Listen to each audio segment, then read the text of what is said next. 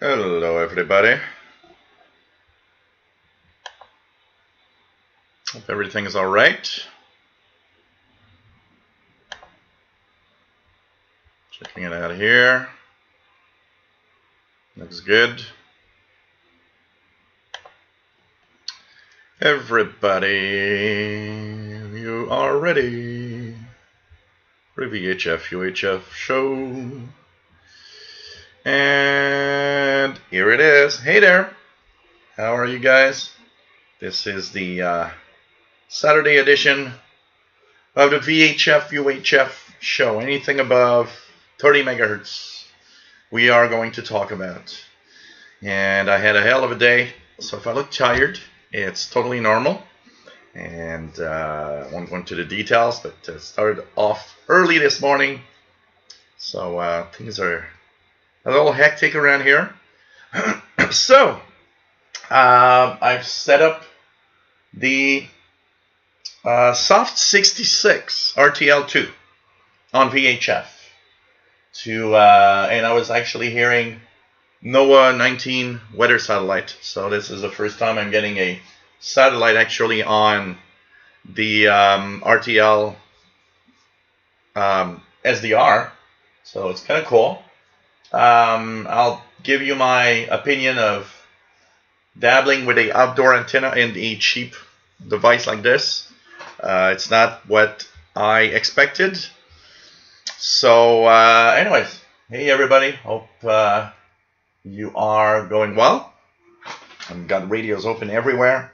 I was listening to a amateur radio operator from Germany on 20 meters. I just checked because somebody said that there was a radio free whatever, 6930. Not hearing it here. So hey everybody, welcome aboard. This is a VHF UHF show. So we're not going to dabble much about shortwave today. That's for another show next Friday. We are going to talk about 30 megahertz and up, a little bit of my setup. It might not be a very long show today, but I wanted to do it anyways because it's been a while, and I know a lot of you like actually this show. So I thought, well, you know, got to do it at least. So welcome aboard, everybody. There's a nice chat room. My name is Gilles. I'm located in Montreal, Quebec, Canada. And if you like scanner radios and all sorts of, you know, portable receivers of that catch anything above the frequency range of 30 megahertz, it's time to bring them out. I've got a lot of questions that people have been asking, and we're going to check it out. Good afternoon, everyone. Bobby Burgess, nice to have you here from Louisiana. Radioactive, nice to have you on board. From further west, we have Matt, MDK2, nice to have you on board from Denver, Colorado. We have Brett Wayne, nice to have you here. In Salamanca, New York. KC2NXP is amateur call sign. Nick Amado from Romania. Nice to have you here. What else do we have? Max Estron. Nice to have you on board. Richard Cook from the UK. We have Matambale from Colorado. PLF Radio. Hey, bienvenue de la France. Toujours un plaisir. What else do we have? Jack, N9IIF, nice to have you here. Jerry DX, nice to have you on board. Jeff, KD5QDO, nice to have you on board. We have PLF Radio. Yeah, this is SDR console because I noticed that HD SDR is great for shortwave, but it lacks some of the controls that I wanted to have for VHF UHF. Because I'm listening to signals in FM mode most of the time, I couldn't figure out how to change the bandwidth to have better audio because the bandwidth was just a little too small, and it would actually distort the FM signals. So basically, after an hour of trying to find out how to change whatever, I installed SDR console. And that works fine with the Soft 66 which is basically an RTL SDR with an up converter. So that's what I decided to do here, is to set it up with SDR console, which has better and easier way of managing the size of the bandwidth and so on. So yes, there are some things that SDR console does better than HD SDR. Now that I see the VHF UHF range, which I don't do a lot on software-defined receivers. Bullfrog 89, nice to have you here. KD2CXU, nice to have you on board. And yeah, VHF, a real VHF UHF show. Last time we had one was the end of August, so it was it's 2 months ago.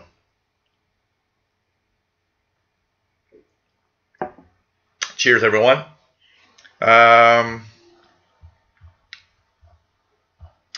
Richard Cook says, can't get much on UHF or VHF. Must be my Walbrook loop, but can pick up FM band. Yeah. You need a separate antenna for the VHF UHF stuff. That's for sure. Jeff KD5 QDO is from Groves, Texas. Jason Stafford from Oregon, nice to have you here. Pretty cool to have everybody here. So no, PLF radio. It's on HDSDR. If you want to go to, for example, say if I would listen or want to listen to an FM station from a local broadcast band, the only way to actually have a wide enough signal is to change.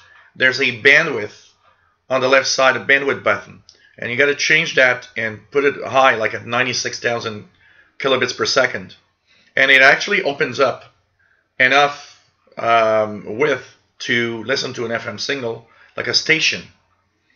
But you know, here I can actually take a slider, and when I go here, I can actually change the width of what I'm listening to. You know, just by going with my mouse pointer, which is very, very useful because some signals are a little wider. And the thing is, on HDSDR, you can't do that. It's weird. You can't take that little, you know, signal, that bandwidth that you see on the display and expand it. It doesn't work. So it's kind of weird, and that's where I've seen where HDSDR maybe is not something that a lot of people want to use, because if you stay basically below 30 megahertz, there's no problem there. The bandwidths are all okay. Above 30 megahertz, that's where HDSDR seems to have some problems. Now, that said, it's on HDSDR version 2.76. I haven't tried HDSDR. There's a newer version. Maybe they fixed that or changed it. I would have to try it with the latest version to see if there may be some changes. So I reverted to, I had a choice, you know, SDR Sharp or whatever. I decided to go with SDR Console because I'm a little more used to SDR Console than SDR Sharp. But this is step number one, because I will be doing many little changes here. First of all, this is the first basic setup. My Soft 66 is plugged to the outdoor VHF antenna that's in my backyard. The first thing that I noticed is how it overloads very, very easily. So it's very difficult to have it working correctly. I noticed, for example, that the NOAA 19 satellite signal was kind of weak compared to what I can get on my ICOM. Maybe it is less sensitive because of strong signals overloading it. For example, one of the signals I was using, and I will just do this and this, 162.400, which is the NOAA weather station in Burlington, Vermont, which is here. Wind chill values in the single digits above zero in the morning. The higher summit forecast for the Green Mountains of Vermont tonight, partly cloudy until midnight. So that's 162.400, which is the NOAA weather in northern Vermont. which is about roughly 100 miles away. So maybe a little less. So of course the first thing that I wanted is to be able to listen to that signal, which I do. But depending on the frequency range that I tune to, I see that there's a lot of interference. For example, 2 meter band. The 2 meter band, I have to lower the RF gain a lot, or else I'm not hearing anything. It's overloaded. There's some kind of image overloading it there, which is very weird. So there are frequency ranges where it seems to be a little deaf. So frequency ranges that it will listen, I will hear stuff, but I'll have to tweak the RF gain and try to adjust it to a certain level, or else it is not sensitive enough, or it's just washed out in the noise. It's a very peculiar thing to play around with, I gotta say here. Now my setup, what I want to do is install SDR Sharp, because SDR Sharp has many different little things that I want to actually have on it. First of all, using Orbitron, because I use the Orbitron satellite tracking. Orbitron can control of course, you know, for the Doppler shift, it can control my ICOM, for example. But it can also interact with SDR Sharp to track satellites and follow the Doppler. But SDR Sharp has many plugins that are available that you can also listen to the signals that are in digital mode, like DMR, for example. Stuff like that. So I want to dabble the digital mode using an SDR with SDR Sharp, which seems to have a lot of plugins and a lot of little things that could be very interesting for somebody that, for example, I don't have. I've got, you know, my Pro 92 scanner, which is a trunk. But apart from trunking, I don't have a digital scanner, you know, like the TRX1 or, you know, any or a modern, you know, even like the ICOM ICR 30 that actually can listen to certain types of digital signals on the VHF UHF range. So SDR Sharp has many plugins to do that. So slowly I will be doing all of that, which will also not only have me learn how to do it, but I'll post tons of videos on the VHF UHF channel explaining how to set it up, how to use it, how to decode stuff. So my learning will also help others at some point. So that's pretty much what's happening right now with all of this. So it's you know, it's a start. It's a start to what will be the, you know, a better show and a better installation of things. And you know what, if the RTL SDR is too is too basic, I'll get something better and go there with some better hardware, and that's it, you know. Okay, what else do we have?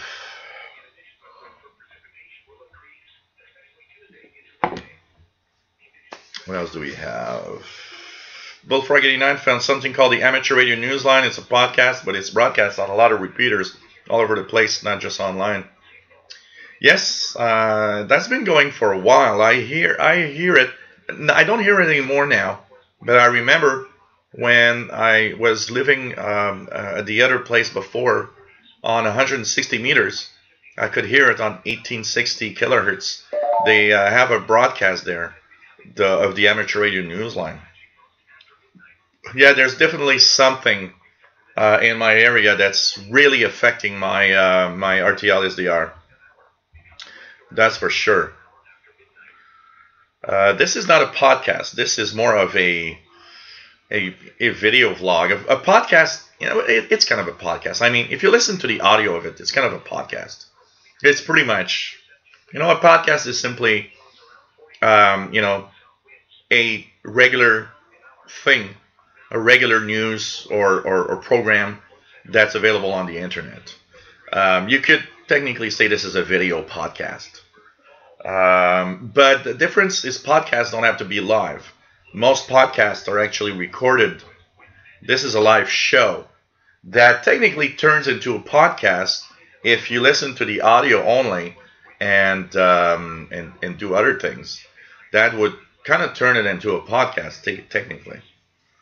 But podcasts don't have, are not necessarily live. They're often just recorded shows that are distributed on the internet. And the podcast is mostly audio, where here we have video.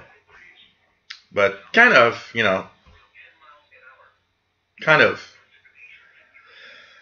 What else do we have? Dexfar74, hello there, says he's using SDR Uno for SDR Play Pro. Cool. Yeah, Jerry, and Jerry sent me a message also to say this. So, if all goes well, next Saturday, the October the 27th, the International Space Station will be active on Slow Scan TV. So, if you guys want to tune in to that, it's 145.825.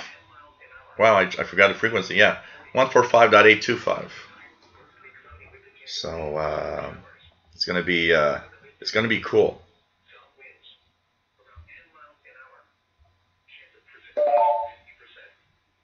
What the hell is that? Yeah, I'm there.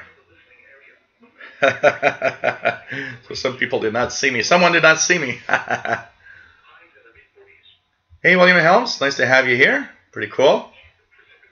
Yeah, no one won the lottery. 1.6 billion. This is crazy. This is crazy. Here in Quebec, we have lottery 800. Okay, sorry, I mixed up the they're also on 145.825 with the packet. That's I mixed up the frequency with the packet frequency. So 145.800. Thanks, Jerry. So next Saturday, starting 1000 hours UTC, 145.800. So pretty cool. Pretty cool. So I'm gonna put this lower here. So anyways, we got a few questions, a few things. We'll try to do a show with what we have today. So yeah, but I don't use Linux much, and don't really intend to use Linux much more than just for quick fun. So I'll use the Arbitron SDR Sharp combo. And what's interesting is that SDR Sharp has so many plugins for the digital modes. That's what I want to do also.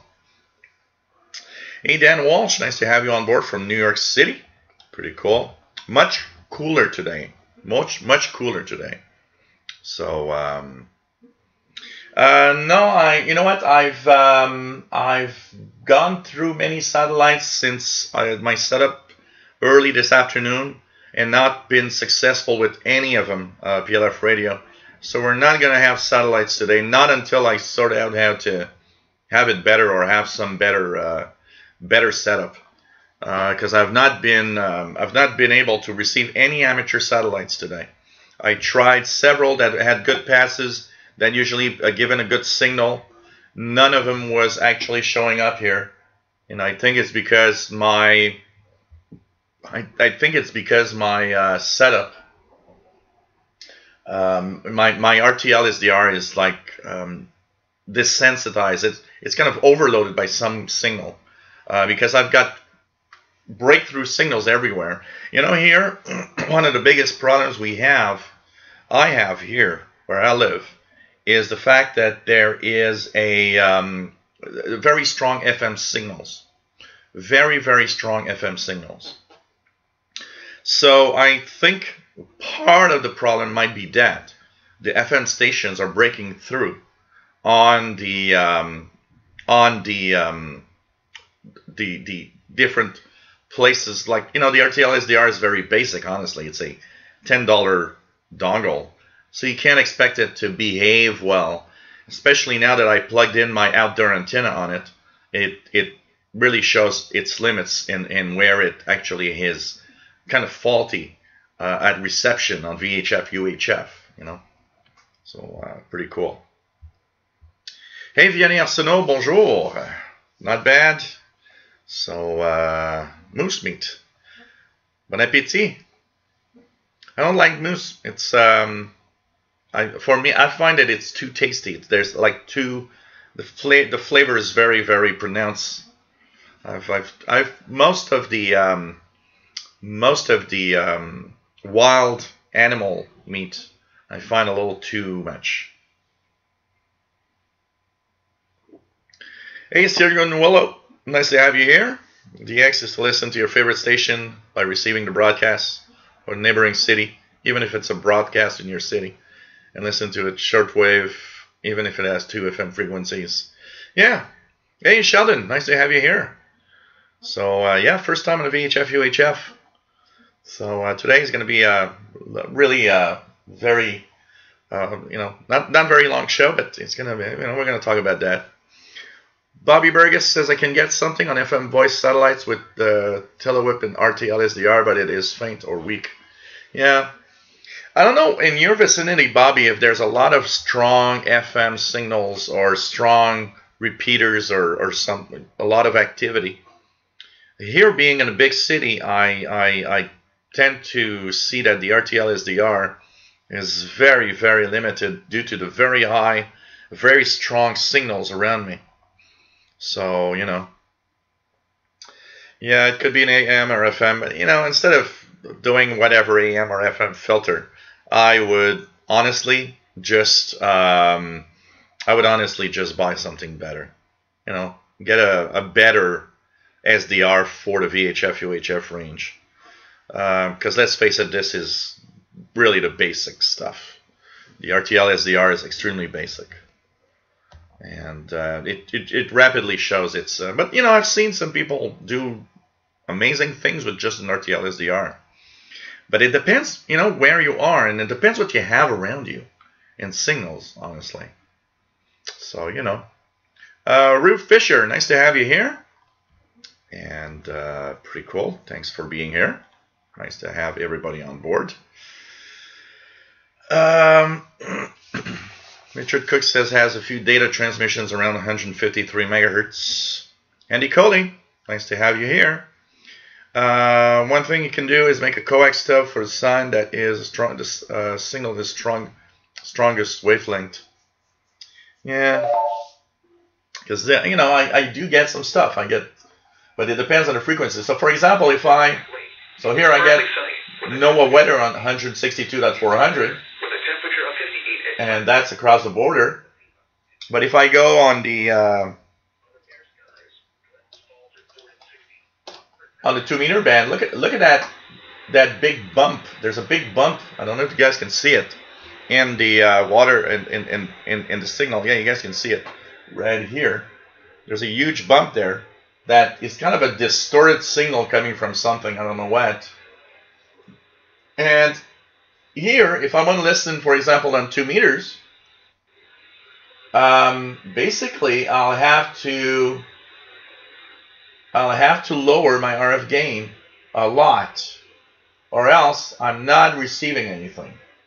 So here on 2 meters, it's kind of complex. All afternoon, I was looking for, for example, on my ICOM, if I want to listen to the Orbcomm satellites. Orbcomm satellites pop up pretty much everywhere. I've been trying to get Orbcomm satellites all day. So now there's something here, but I don't know what it is. And I don't know.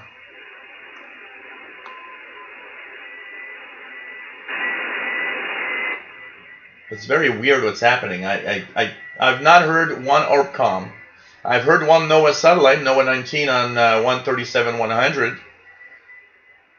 I have the impression that really something's weird, as it's very uneven.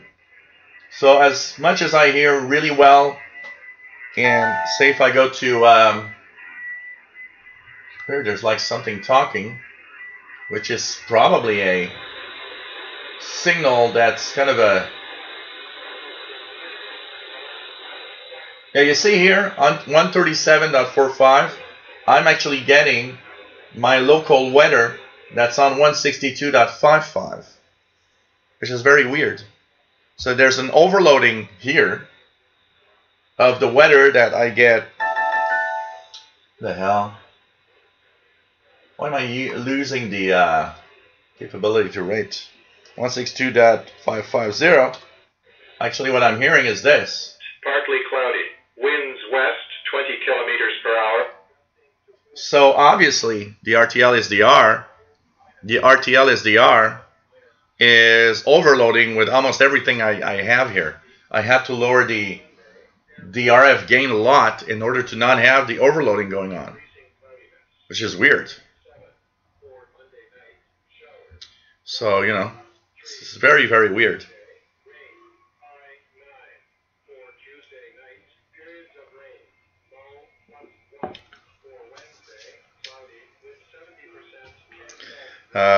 Nick Hammond's got the International Space Station on the RTL SDR 2 years ago. So I'm, you know, one of the things for sure is that it's very, very, it's overloading a lot on a lot of things.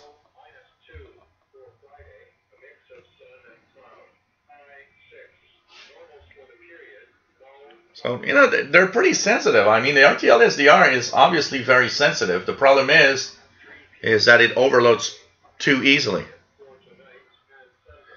Shortwave frequency channel, nice to have you here. So, I don't know, it's a mishmash of the bump.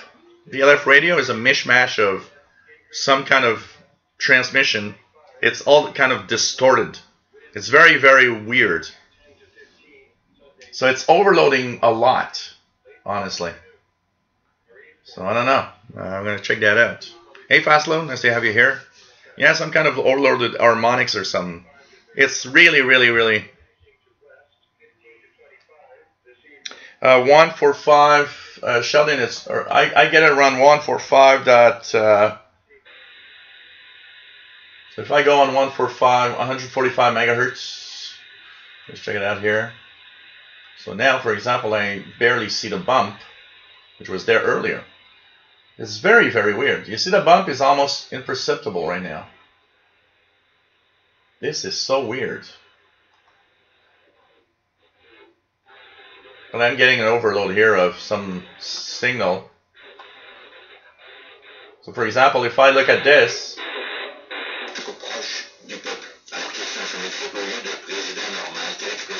so this is an FM station that just broke through. So I have to, it will disappear if I do this, go down, put the RF gain at, you know, lower. So it's visibly overloading because the RF gain now is still high. But then again, if that RF gain is only there, it is not sensitive enough to get a lot of other signals. It's very weird. So now I'm getting a bump here above 147.55. It's a mess, honestly. So there's something here, which I will put this. So this is obviously some kind of VMR. So here it is. I've got a bump from 145.800 to 146. This once again. There we go.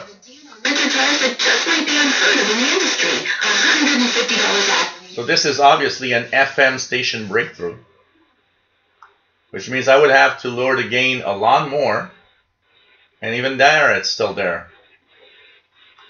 So obviously right now it's very difficult to listen to whatever I want to listen to on the frequency ranges here. It's just crazy. So a lot of maybe an FM filter to block out all the FM stations from 107 from 88 to 107 to prevent that from happening, I would guess.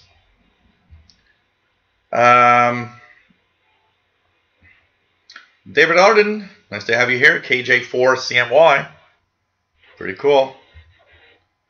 So it's kind of weird.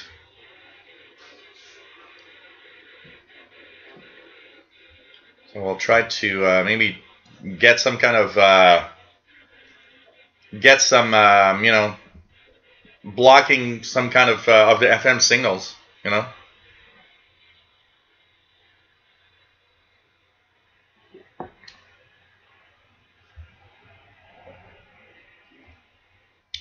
So it's really, really weird. Lots of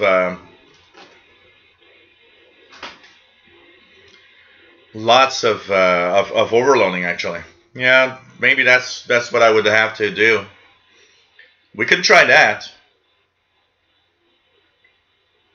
We can try that. Oh, that could be another idea, Sheldon. Knock down the tower on Mont Royal. That would probably help. Now imagine, Sheldon, they want to have another antenna there. It ain't going to be better. It's going to get worse. So, you know, probably have an FM broadcast to filter out the FM broadcast, because obviously here it's the FM broadcasts that are the problem, and right smack in the 2-meter band. Yet if I go higher, I don't know why it times out from my keyboard. If I go higher, for example, 166.830, here I will be able to listen to the, you know, let me just put a squelch here. We'll put the squelch. Now here, I will be able to easily listen to La Sûreté du Québec, which is the local, you know. So this is the local Sûreté du Québec, and there's many of these frequencies that are actually coming in. So, you know, in this part it doesn't overload, and this part is actually good. Above 160 megahertz is actually good. So, oh, of course, Sheldon, we need to keep, the only one we need to keep is CKUT. Actually, that'd be kind of nice, you know. Only one station on the band, CKUT, and that's it, of course. For the rest, I don't think I would miss much.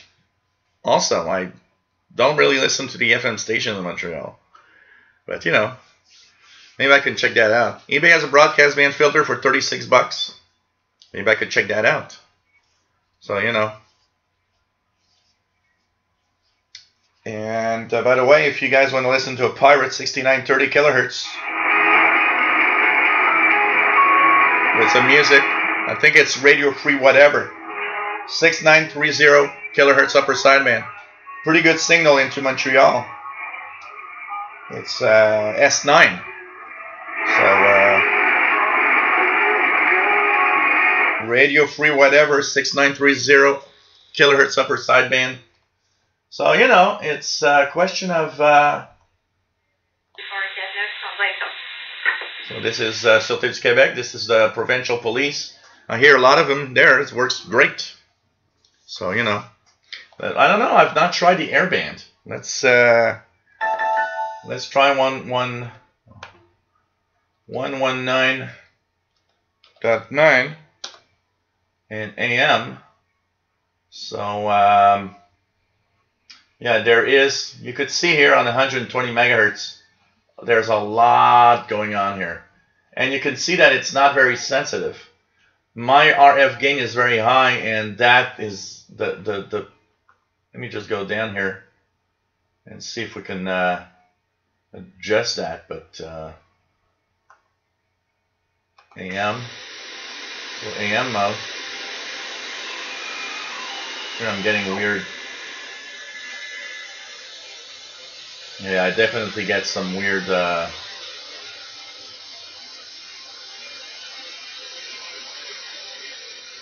stuff happening.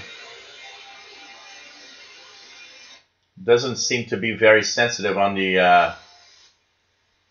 airband. The closer I get, probably the closer I get to the FM broadcast band, the worse it is.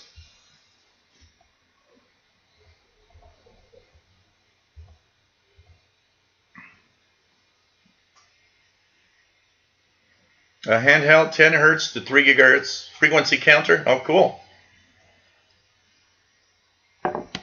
Where do pirates get their transmitters from?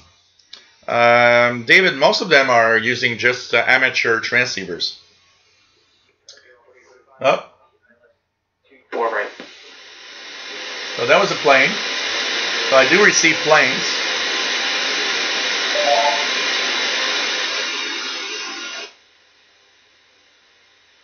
I do receive.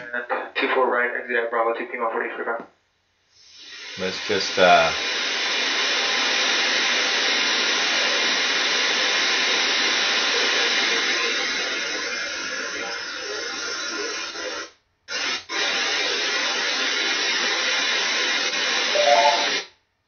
There we go. Put a squelch here. We'll leave it on that frequency with planes.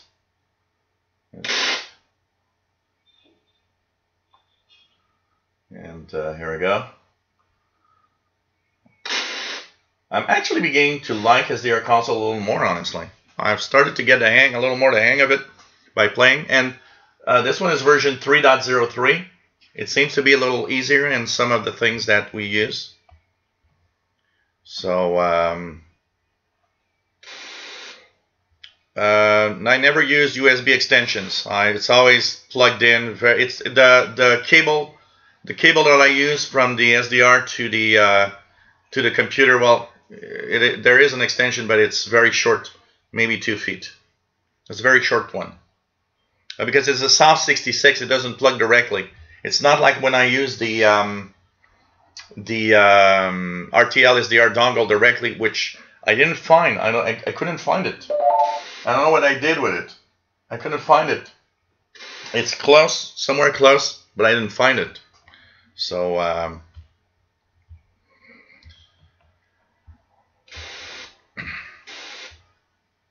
what I think about Google Plus closing down, it's okay. Nobody uses Google Plus. It never came popular, you know, and it was kind of dumb of Google to force us to be on Google Plus with everything else. I think it's okay that it shuts down.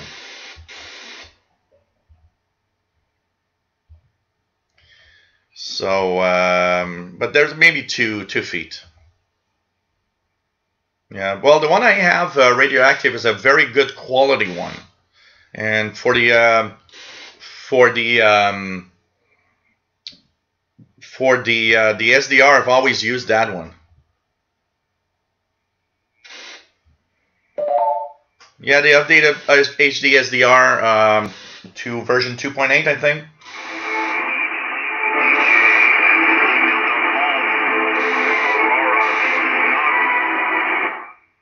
It's definitely radio free, whatever, on 6930 upper sideband. Yeah, I can try an ATIS. Which? Let me just remove myself from the. I think one is on 128. I'm getting tired of this. I don't know why I'm losing the 128.000, I believe. So there's one on 128, but I don't hear it.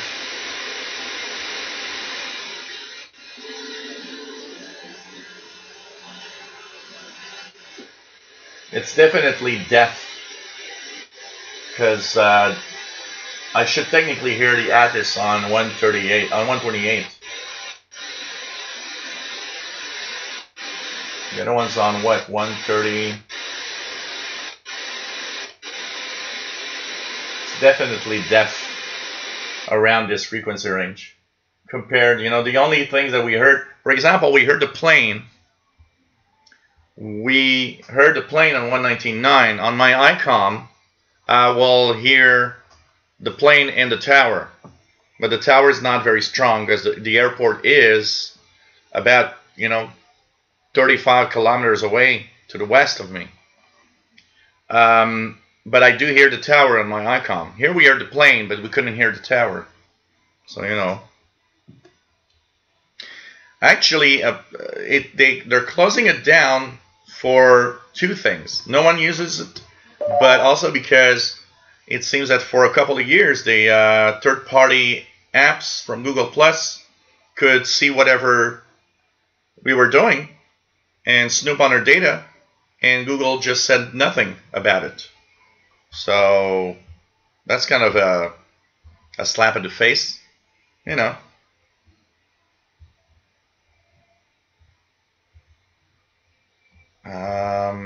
Yeah, no, I don't use the cheap cables radioactive. The one I have is a very good quality one. I got 3 of them here that I use. They're really, really high quality. You're just grabbing the USB cable, you feel that it's so different than any other cheap cable that you see, and it actually is much better for even in some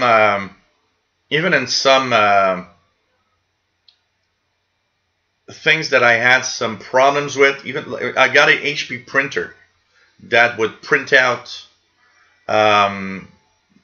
weird garbage from time to time. It would start printing, and then it would at you know, like 3 pages into the printing, it would actually print garbage. I changed the USB cable for a much better quality USB cable. It never happened again. Somehow some interference with the cable was making the printer go berserk. So but HDSDR is great on the, you know, I still think Bullfrog says he struggled with HDSDR because it felt clunky. I still love HDSDR for when I go to the with the ephedry and tune around the bands. I like that 100 better. I like the look of it 100 times better than I like this. I don't like the looks of SDR console. Even though you can play around and tweak the windows, I don't like it. I like HDSDR. It's a very personal thing, like we talked about yesterday. But obviously for VHF UHF, I have much more control over whatever's happening with SDR console. That's for sure. Oh, it's a radio-free do whatever MDK2, is it? It's the different pirate from radio-free whatever. Oh, okay, interesting. Radio-free do whatever. Okay, a twist on the Pirates station.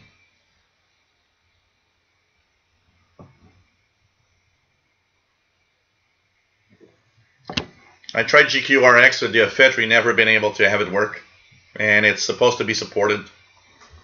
And I gotta say, when I looked at GQRX, and you know, that's where it reaches, it's personal. I didn't like the interface. It's really, really a personal thing, you know.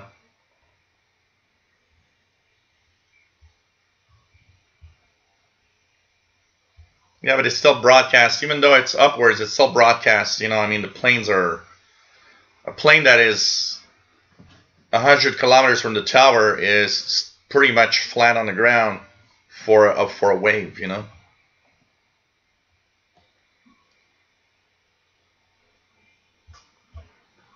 Max Headstrong, it's not a search engine. It's the biggest ad company in the world. It ain't a search engine. It's the search engine part of Google is a disguise for what it does. But Google Plus is was never used, honestly.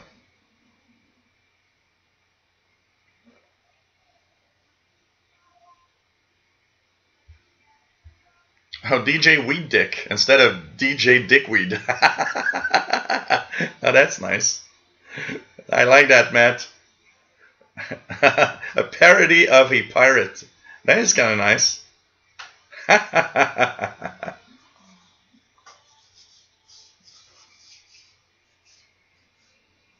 Well, it's the biggest ad company in the world. That's pretty much it. That's Google. The main reason for Google to exist is to display ads. That's why this exists, and that's why, you know, I will not bite the hand that feeds me, because my paycheck does come from Google AdSense. Halloween special, Sheldon? Oh, cool. You know, even though we're still a few weeks from Halloween, You got to remember that in October, Halloween specials for pirates are going to be there. You know, it's there's Halloween specials of pirates almost throughout all of the month of October, not just a few days. Oh man, if Google did not have search engine, where would they be? Well, the search engine lured us all to Google, and now Google does what it wants. The search engine, honestly, Max Headstrong, is a very small portion of what Google is. It's ads everywhere. They have AdWords, and AdWords is one of the major ad companies out there. It is everywhere. It is everywhere. The tracking behind it and everything is crazy.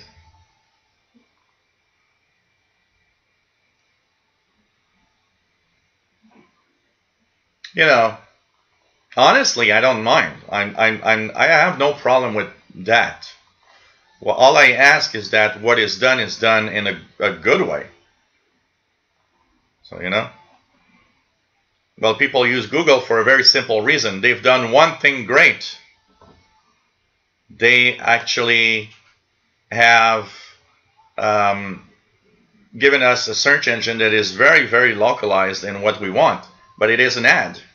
Yes, we are using it for the ads. Because Max Headstrong, when you have and you do search on Google and you have your results, and then you see that everywhere, every site you go, everything you do is filled with the same type of ads, the same type of service or product. They are serving us ads. It's ads. It's an ad network, but with a search engine that is really good. It's really, really good. And they track us everywhere.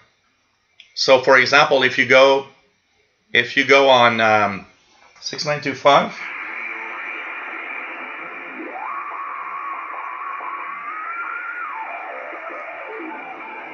it's actually, no, Sheldon, it's actually a very distorted,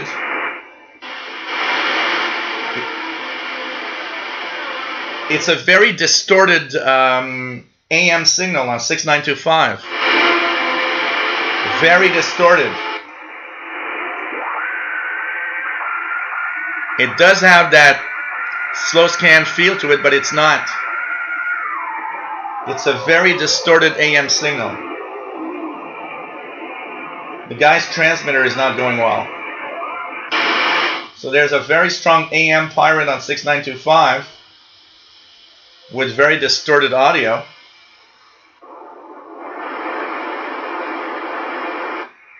And there's radio do whatever on 6930 upper sideband. So, you know.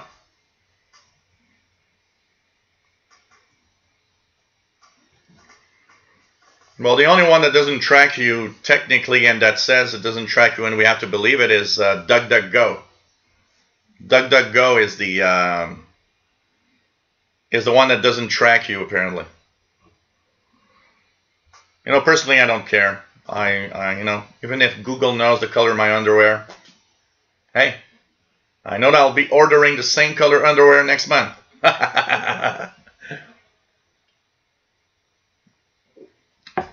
It all depends where you want to draw the line, you know.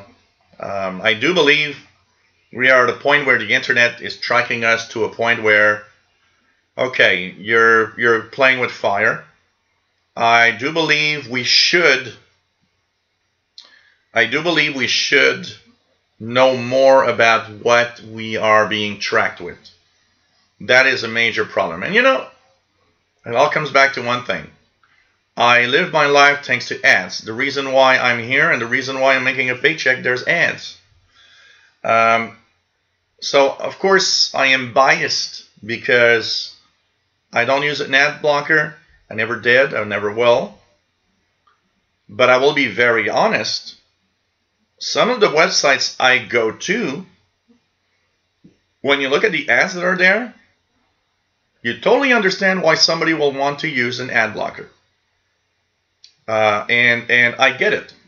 From watching some of these websites, you're like, okay, that is way too much. And the problem with why people are using ad blockers is simply because the ad system on the internet went way too far and people got tired of it.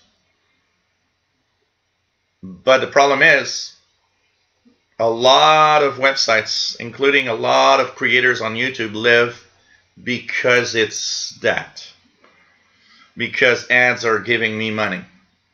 Unfortunately, that's the way the world works in some aspect. You know?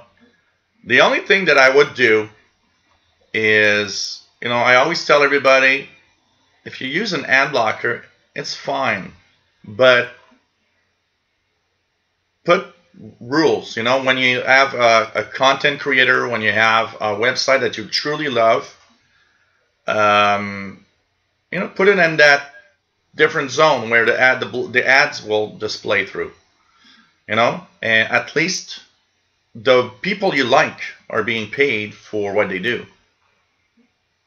And, you know, just block wherever you deem that they don't deserve. You know, I got no problem with that. So you can whitelist, yeah, exactly, like Faslet said. Whitelist what you like, what you think it deserves, and you block whatever you think is not, you know, that shouldn't deserve to be served ads, and that's it. An ad blocker. You know, there's all sorts of things that can be done, and ad blocks can be circumvented. You know, if some websites they could actually bypass ad blocks in some ways, but you know, I think it's a war, of course, you know, but it's I always say, just think about the creators out there, you know, and whitelist what you like and what you think deserves, and you know, block what you think is as a nuisance, you know. Some are going overboard totally, and that I totally agree.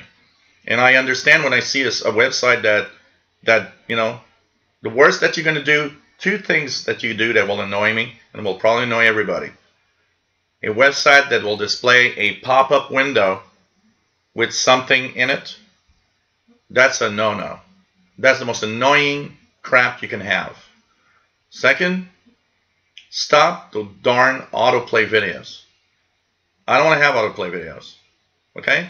If I want to see that ad, I'll click. I'm not going to have it. Because anyways, when the autoplay video starts, I just get the hell out of there. You know? So, these are really annoying and should not be.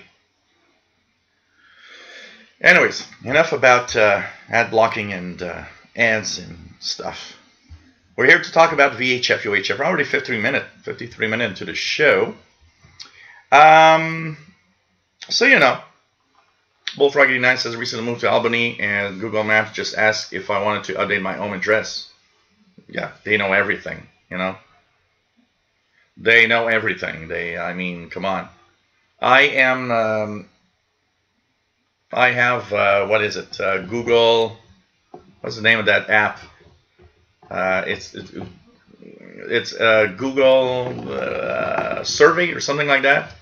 So every time I go somewhere, it tells me, oh, by the way, you've been to Canadian Tires. Can we ask you a few questions? And I get credits on my Google Play for apps, which I like. So I actually participate in it, but it just shows you how they're tracking you totally.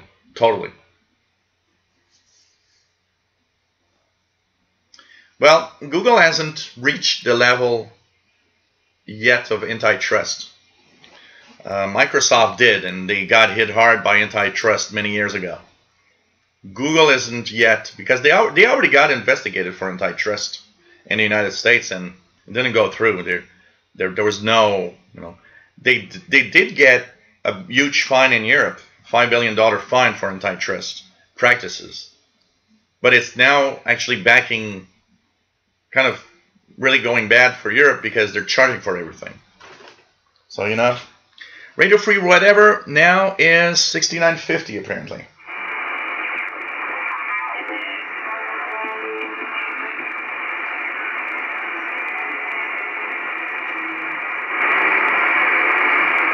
Okay, I've got radio free whatever in 6950 at S7. I've got the radio free do whatever on 6930.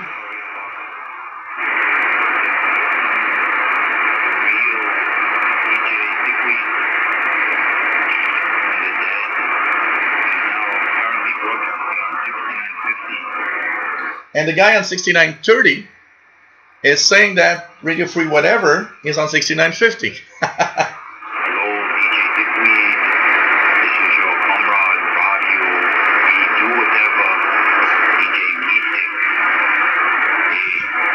This is kind of entertaining. The guy is talking to the other guy.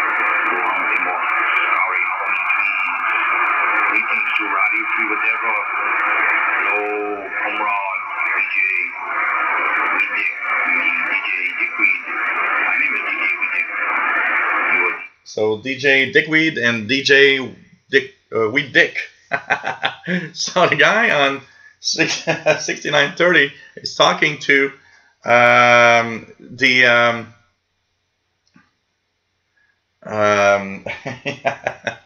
okay. Oh man, it's just funny.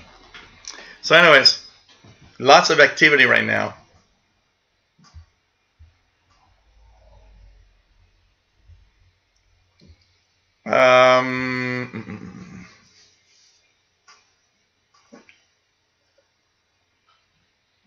Rich in Atlanta, Georgia, nice to have you here. Pretty cool. So, pretty amazing. What is satellite NSSS-19? These are the NSSS satellite series of satellites. If I'm not mistaken, they are oh man, how do you call them? They're in the those kind of, you know, the Earth observed satellites to look at the minerals and the Earth composition. They have a specific name, but I just can't remember that name. But they are here to observe the Earth. There's a big series of NSS-9 satellites. But I don't know what the frequencies they use, if they use frequencies we can listen to. You know. PLF radio, even if you have some issue on some frequency ranges with SDR console, what can you make us listen to on VHF UHF? Right now, that much, honestly. It's mostly demonstration here, much more than anything else. PLF radio.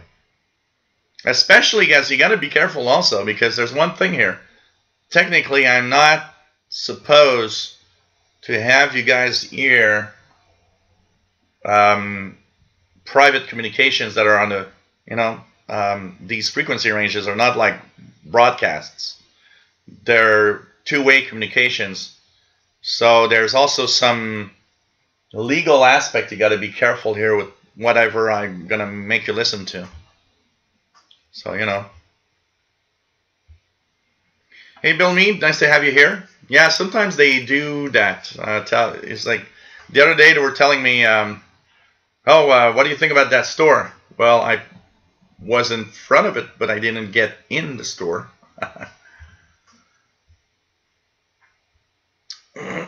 So, you know.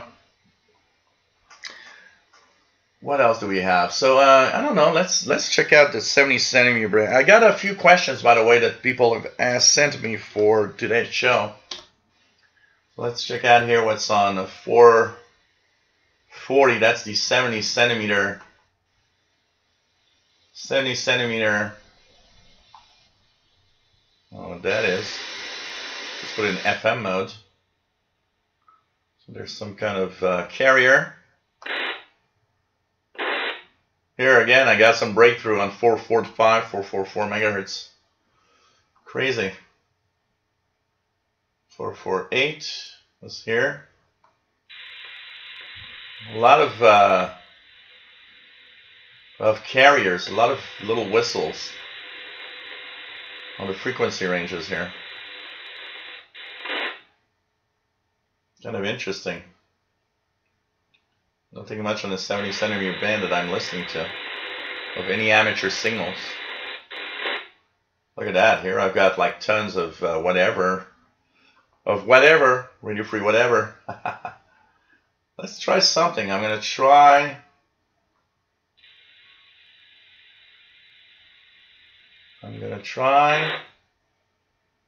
So I've got 451. Let me just go down to 451 here. 451 to 50. So you see, if I go here, even that I don't receive a lot there too. The RTL SDR seems to be very insensitive right now. Really too much FM signals around me, I guess. Radioactives listening to Air Canada traveling South California to Seattle Center. Cool. Yeah, there's some DMR repeaters. Yep, absolutely, Andy Coley. There is one usually that I hear around 448. But even that seems to be kind of weird. I am getting all sorts of weird noises more than anything else. Matthew Wells, on the VHF UHF range, no Christian stations there. A lot of them on shortwave, but not on the VHF UHF. So what else is there? Because that when you hear that, that means that there's a satellite coming through. So for example, we're going to try something, okay? XW2B is one of those satellites with upper-lower sideband signals. Unfortunately, because my RTL is plugged to the antenna, I don't have a switch box, so my ICOM is not on the antenna right now. But we will try. We'll try to listen to, you know, some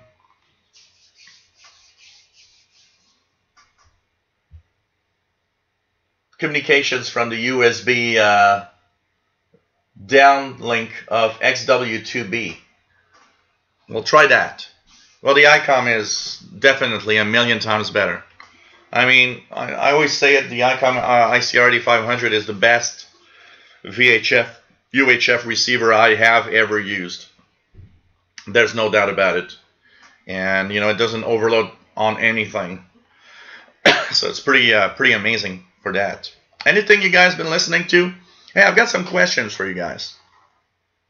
If some of you do some VHF, UHF amateur radio stuff, and it comes from questions that people have asked me. So first of all, there's a 4 meters amateur band, and I believe it's kind of Europe only and Australia. Any of you guys in Europe use that range? 70 to 70.5 megahertz. I believe in North America this does not exist. So this is kind of, you know,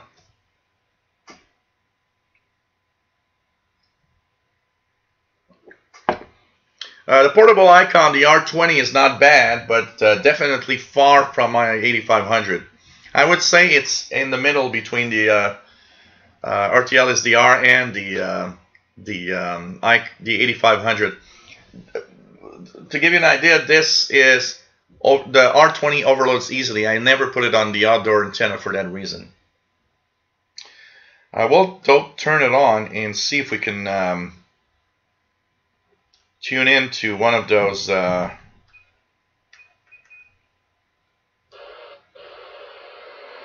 satellites. Put it in USB mode here.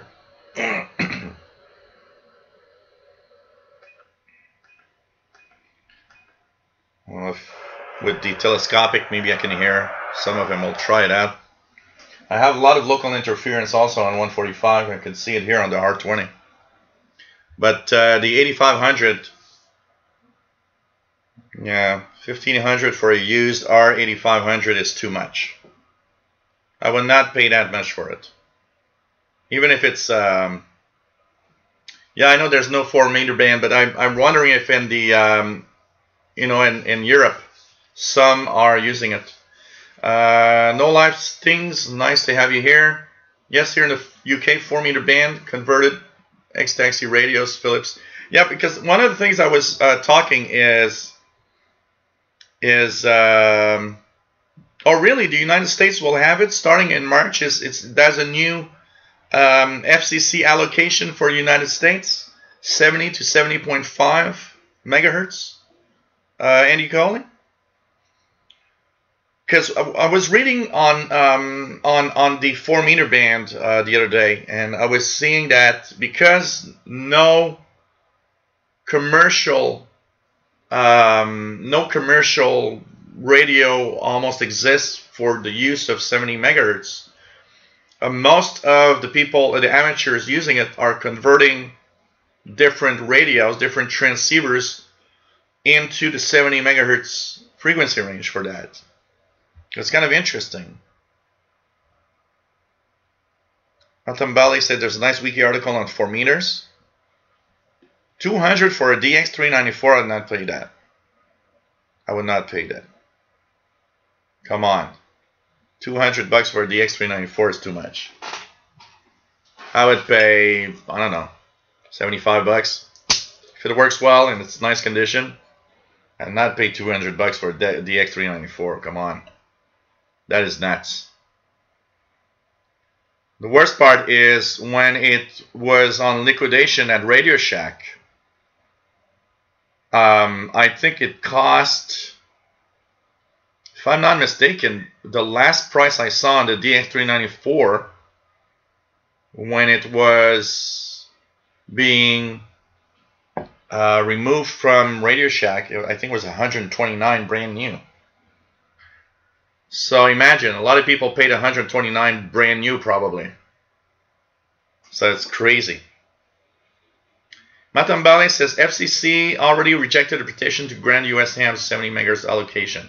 Huh.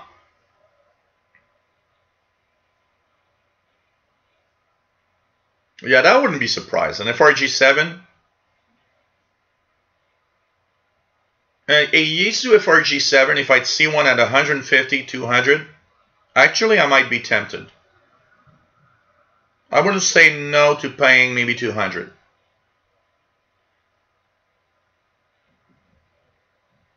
You know, 250? I wouldn't say no. 450, it's starting to get a hefty price for an FRG7. It's very difficult, you know. I don't know. I don't know.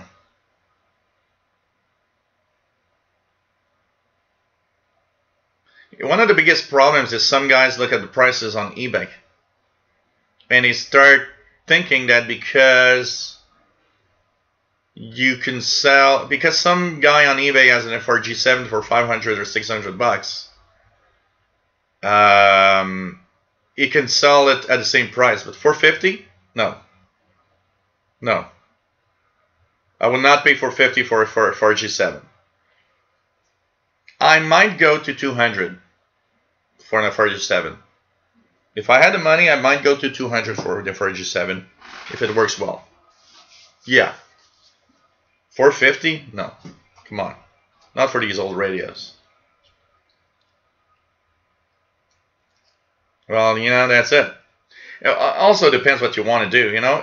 One of the things, there's two types of guys at Hamfest, honestly. The guy that goes there that has too much junk in his shack and needs space.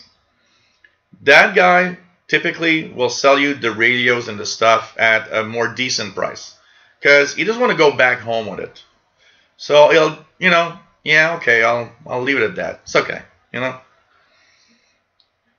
And there's the guys that want to make money. And so an FRG7 for 450 is a guy that wants to make a lot of money. You know, it's pretty much split in two. The International Space Station, Rich, is, I don't think they're doing anything special right now. Where is it? I see it here. Do I see it here? Where is it? I'm trying to see it on my page. So anyways, maybe packet, if you're packet capable on 145.825.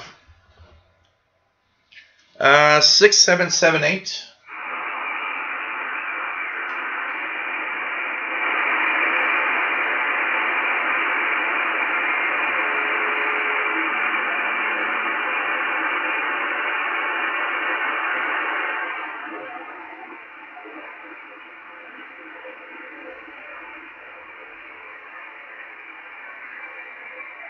Don't seem to hear anything on 6778.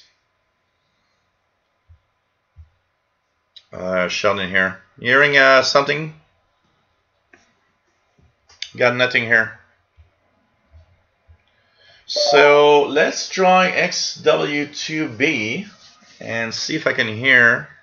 So the frequency range for XW2B. XW2B frequencies are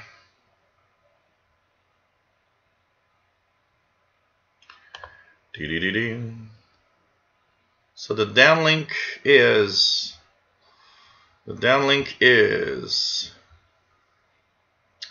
145,730 to 145,750. And on 145,725 there should be a CW beacon. So I'm going to put myself on 145,725. I'm going to put myself in CW mode. And RF gain is at 33.8. We'll see if I can hear or even see in the waterfall CW signal, at least a CW signal from the satellite. Or maybe I'm going to shove myself in upper sideband and just tune upper sideband and see if there's anything I can either receive on that satellite. So XW2B is here. We're going to wait for it to come back to be over here and see if I can hear anything. I should at least be able to hear the CW Morse code beacon on 145,725 plus or minus Doppler, I would say. By the way, for those that are interested, there's a satellite, Amateur Oscar 85, AO85, that often transmits for some slow scan TV pictures. And I'm trying to get it. I want to have it one day with a slow scan TV picture being downloaded from the satellite. That would be really, really cool. Brett Wayne says, heard a girl talking from the International Space Station this morning. Huh, interesting. Interesting. Yeah, DX302 for $5. I would have bought it too.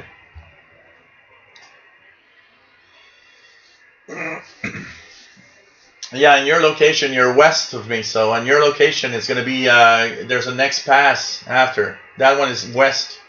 I'm getting the one that's going to be to the east of me.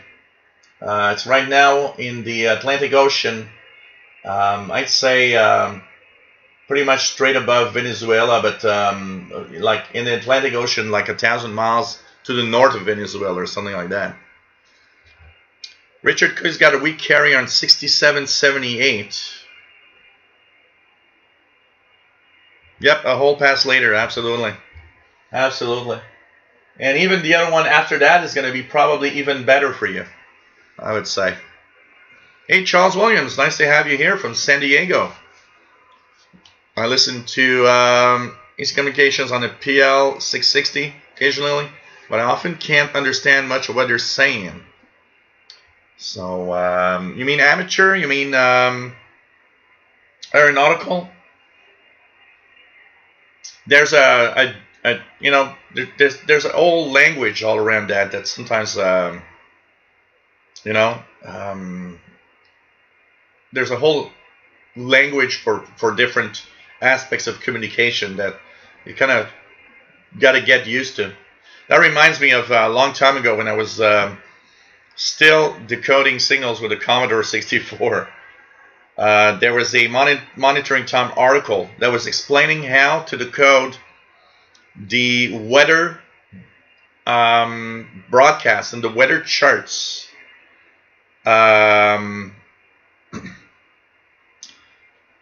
with the numbers that you see. And once you get used to it, aircraft communication isn't too bad in generally, Charles Williams. You just you know, got to understand. So they'll typically give, you know, their altitude, their speed sometimes, you know, if they have wind, what, you know, if you listen in from a aircraft communication, say over the Atlantic Ocean, you're obviously in the west, so you might hear aircraft communications over the Pacific Ocean in your side. You'll hear typical communications will be, you know, giving the altitude, will be, they'll be often talking about the frequencies that they'll be using within the next, you know, the next tower that they might want to contact as they're going away or moving back. They will identify their own plane. So, you know, the first thing that you'll hear is something like, you know, American 249. Well, okay, it's American 249. That's the plane and its identification number. If you go to a website like Radar 24, something like that, you'll often hear that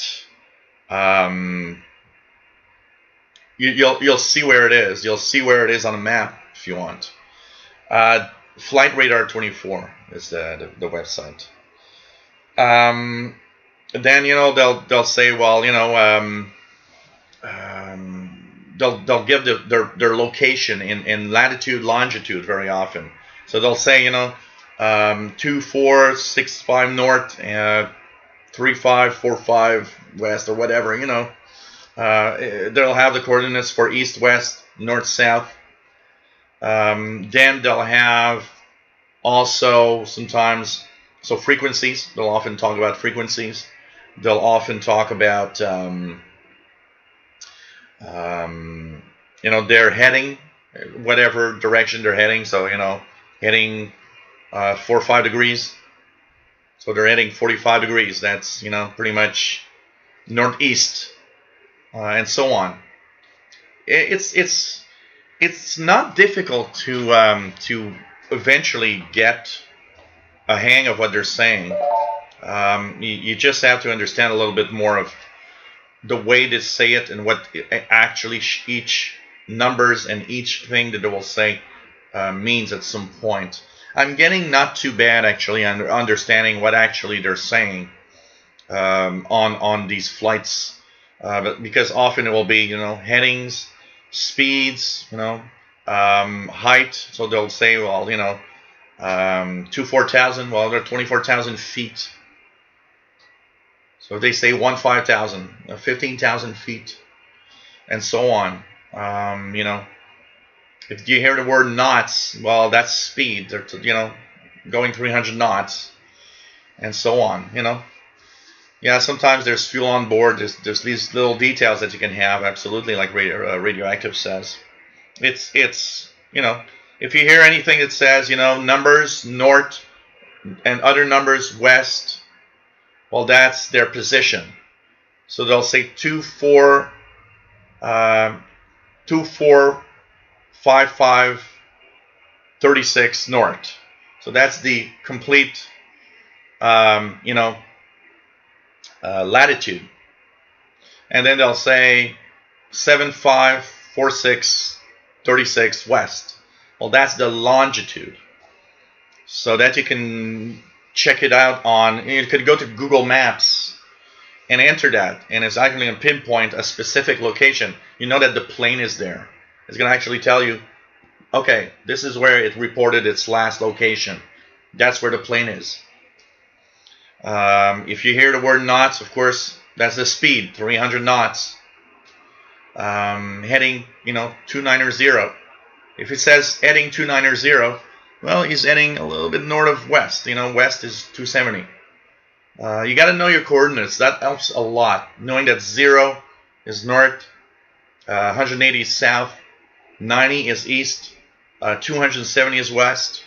Knowing these things helps out also in understanding what exactly they're saying, where they're heading, and where they are. Knowing the latitude, longitude, pinpoints on the map will pinpoint where it is.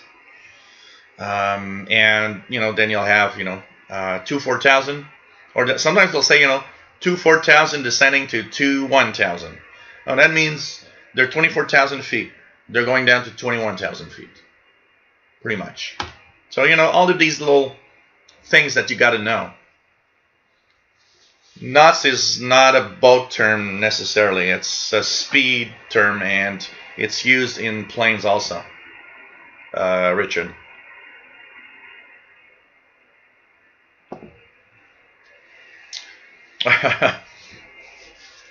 If you hear Mayday, stay on the frequency. Oh God. So, well, I'm chatting away. So anything here that I can listen to, let's check it out here.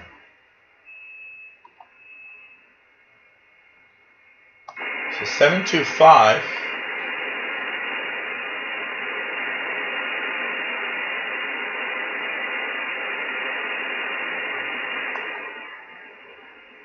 Going on here, I don't see anything on the waterfall at all. The setup as it is right now is not sensitive enough for me to get any satellite comms, honestly. Let me just check here. 145.725 and see if I'm indoors, so I'm not sure I'm going to hear it.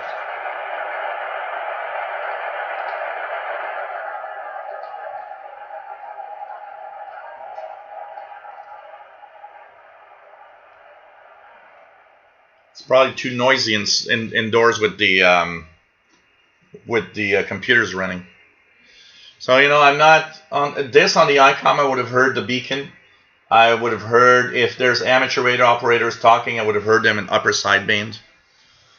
So it's not fit for reception of satellites right now. Really not. It's kind of deaf. PLF radio, like on shortwave, VHF UHF, there are utility stations, I suppose. Yeah, well, utility stations is a general term for stations like weather stations and weather broadcasts and maritime broadcasts or stations and stuff like that. So technically, yeah, because you will hear, there's the maritime band where you hear on the VHFs the boats. If you live near a major seaway or port, will hear communications. If you, of course, you'll hear aircraft on the aircraft band. These are technically utility stations. For some reason, we don't really talk about utility much in the VHF UHF range, but that's utility stations, emergency and stuff. They're all technically utility stations. We use that term more on the shortwave bands for some reason, but pretty much. Let me just, what's the frequency for the Port of Montreal here? Trying to remember. Is it 156.800? Let's just put ourselves on the, I wonder if I'll hear anything. I'll just check out here on the VHF frequencies. Now, port frequency. So let me just check it out here. So Port of Montreal. Port of Montreal is on 1 Trying to remember. I haven't listened in such a long time to the Port of Montreal that I don't remember. What's the frequency? VHF Maritime frequencies. That's going to give me the frequency range. Canadian VHF Marine frequencies. There we go. So a lot of what's happening is Canadian VHF usage. Yep. That's what I want. Oh, they have it in PDF form. Canadian VHF frequency chart. Okay. That's nice. Open. And VHF. So the Port of Montreal will be 156.800 international safety and calling. All areas. So I guess 156.800 is where I hear the calls all the time. Pretty much. Port operations, pilot information, and messages. 156.700. For those that want to listen to Maritime, if you live near a port and you are, or near water, if you have a seaway close to you, of course VHF frequencies, 156, pretty much 156 to 158 megahertz is the frequency range for the Maritime VHF frequencies. There you'll be able to listen to boats and to the local ports that are broadcasting. So, are there any manned stations at either poles, north and south, that can be monitored? I know on the South Pole there are a few research stations, and actually I saw a post from a couple of weeks back that mentioned that LRA 36, the station from the Argentina base in Antarctica, was broadcasting again on the shortwave bands, 15476. I've never ever heard that. It's very low power, and I would guess there's some communications coming from these areas. The North Pole by nature has less of those, because the difference between the North Pole and the South Pole is that the North Pole is mainly water with ice coverage. So having a permanent whatever at the North Pole is almost impossible because of the fact that the ice can melt, and basically it'll just maybe kind of too dangerous. On the Antarctic side, the other side of the Earth, because the ice sheet is mostly on a continent, there is a continent under the ice in the Antarctic. It seems to be like more solid for constructions of bases and stuff. So it probably is the reason why there's more stuff there happening. Of course, here there's things you can listen to in the northern territories of Canada. You know, there's the other. What was it last year? We heard that Iqaluit weather station on 65 or 6607 or something, 6507, broadcasting weather, which I haven't heard since. It'd be interesting to try it out. Actually, I'm trying to remember. I think it starts at 2230 UTC or something. So there's a few things from the northern parts of Canada that broadcast there. There's a few utility stations in Alaska also. There's that station that gives the weather that I've never heard here on the East Coast. Yep, McMurdo. There's a amateur radio. There's an amateur radio station on McMurdo, which is the American base in Antarctica, at KC4 AAA, KC4AAA. I've heard that once in FT8. So,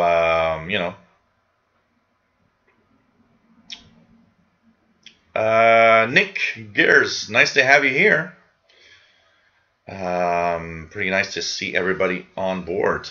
So you know, there's some stuff to listen to, absolutely, and I mean, there are things happening in the Antarctic. But yeah, KC4 AAA I heard on FT8. I've never heard of voice communication from the McMurdo base. Alaska, not Alexa, absolutely.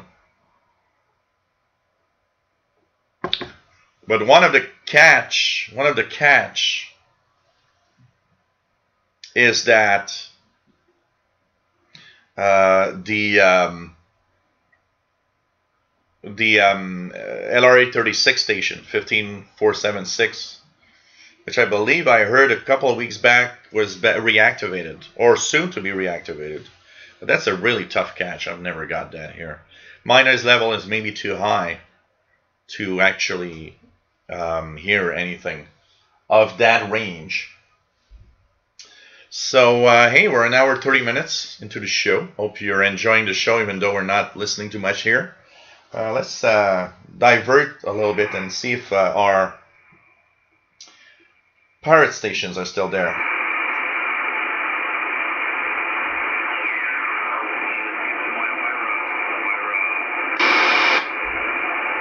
So 6930, Radio Free Do Whatever is still there, 6930 per sideband.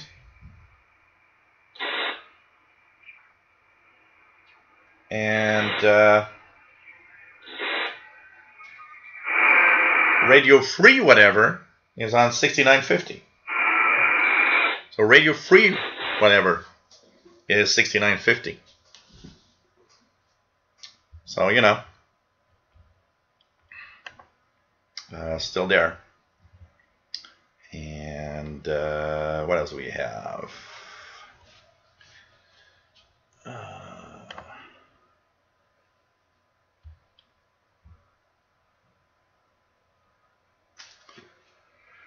So, if you're a piece of shit, you're gonna be treated like a piece of shit, Nick. Anyways, sorry for the word. Hey, Calvin, how are you?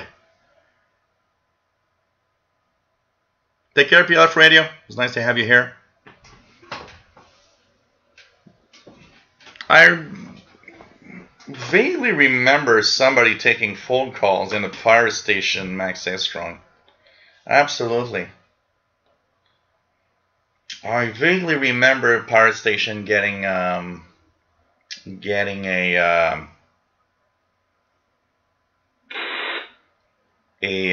some phone calls at some point, but you know that's kind of dangerous because you're kind of giving away a little bit more details of personal stuff. I don't know. There's some things. Look at that. There's some weird. I get all these weird things popping up here. It's very, very weird. I need to make this a little better. Cool, Calvin. Yeah, they would be pretty brave to do so because it is traceable. Absolutely, a phone number will trace you to whoever you are. But I do remember, I vaguely remember that one pirate, or maybe some pirate, once took some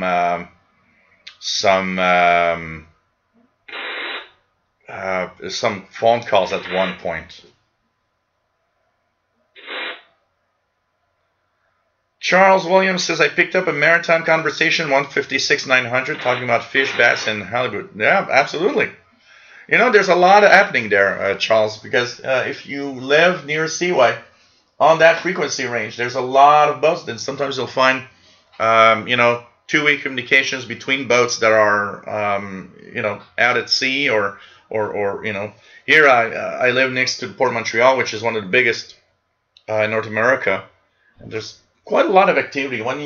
When I start tuning around the Maritime bands, especially, you know, the best time on the Maritime bands on VHF is on the really warm summer days when everybody takes their boat out.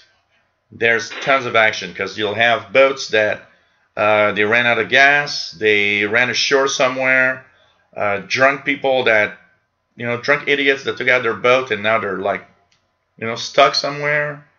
A lot of that is happening, and I've heard so many times communications on the VHF range maritime bands of what's happening, of you know, boat stuck somewhere, or you know, boat that just has no more fuel and it's just going with the flow.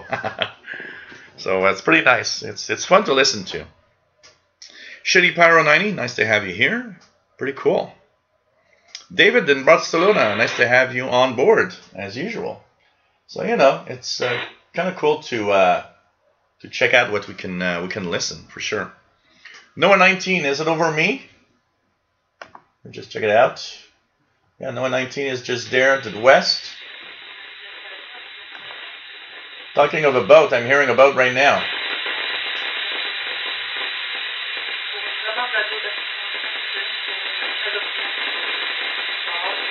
Asking for help somehow.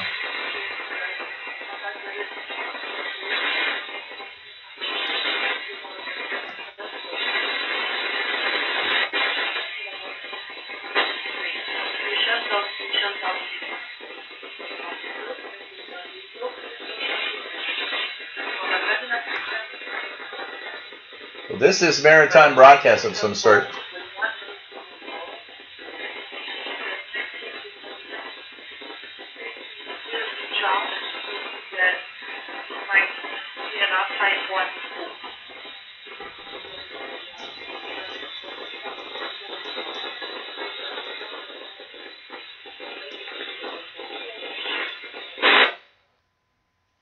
Okay. Some kind of I heard some kind of boat that has some kind of distress or something. I don't know. Okay. Yeah. So Noah is there. Let's try it out. 137 on 100.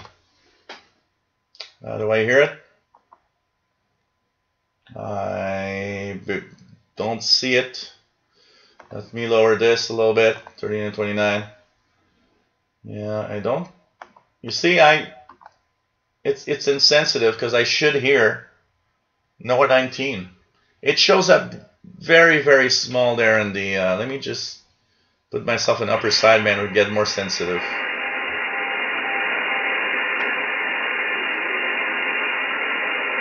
Yeah, I can hear it.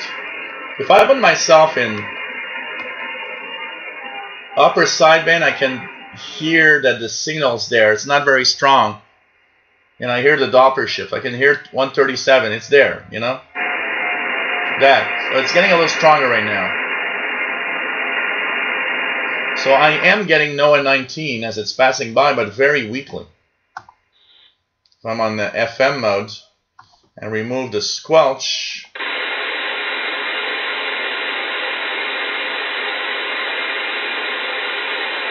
it's barely audible on the FM. Barely audible.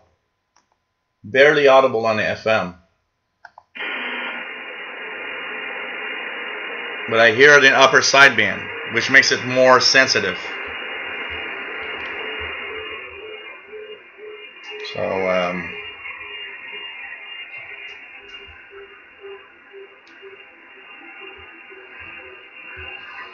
Maritime Valley's got Noah 19 very strong. Yeah, it's a better pass for you on the west side. Absolutely.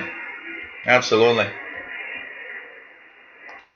So, you know, it's making it, but it's barely making it here. Max Headstrong says the pirate radio phone-ins were long ago. I believe operators were also phone freaks that use untraceable. I don't know.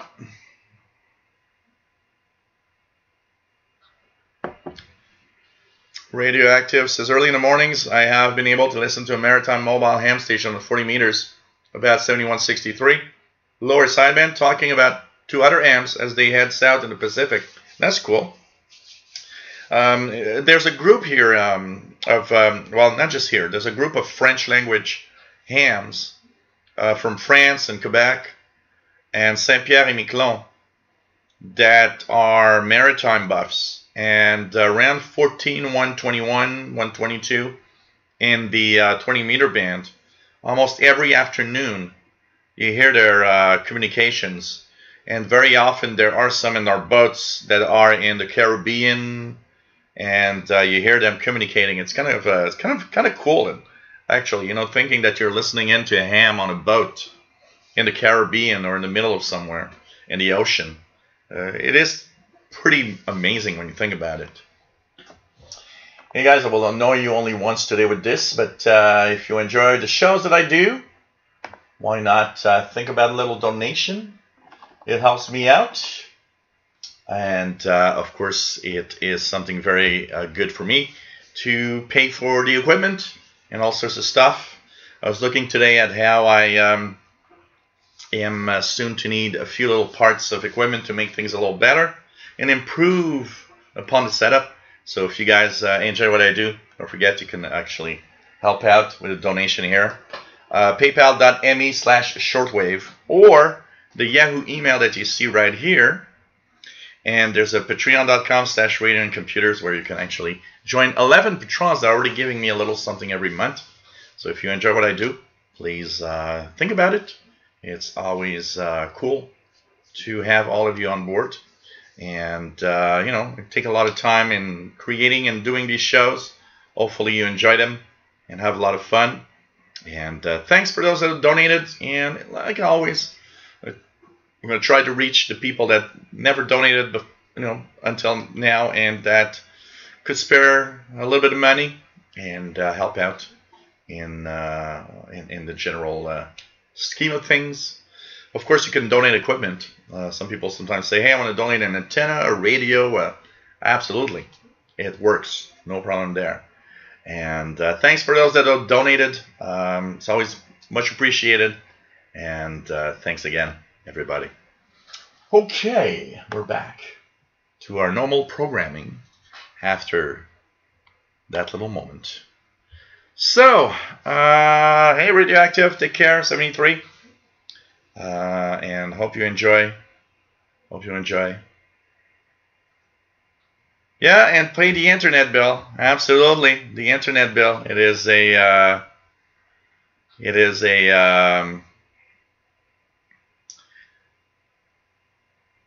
Well, if you win that, if anybody wins that in 1.6 billion lottery, I wouldn't say no to a million. You know, I mean, I'm not asking for much. A million off of 1.6 billion ain't that much. I will say yes. I will even take the plane and get it myself if you want. I'll go wherever you are and we'll meet. We'll have a great evening, and you know, you don't even have to do it like that. I'll just take the plane and go and meet you with a great pleasure. That would be cool. Hey, I won 1.6 billion. There's a million for you. Come and get it. Okay. I'm taking the plane tonight. So, anybody has anything to add? I want to ask another question here concerning the amateur radio frequency band plant. A lot of activity. Anybody has some or a lot of activity here in North America on the 220 meter band at 1.25 meters? I used to hear stuff here in the local area. I don't know, well, let me tune this to 224.000. We'll see what's here. I think there's a repeater in Montreal on that frequency range, but I'm not sure.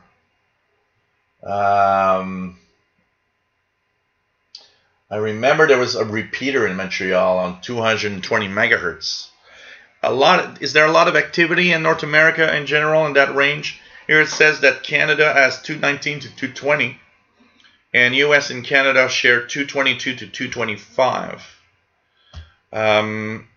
It seems it's been a while since I've heard. Of course, for $1 million, I will buy dinner. No problem with that. No problem with that.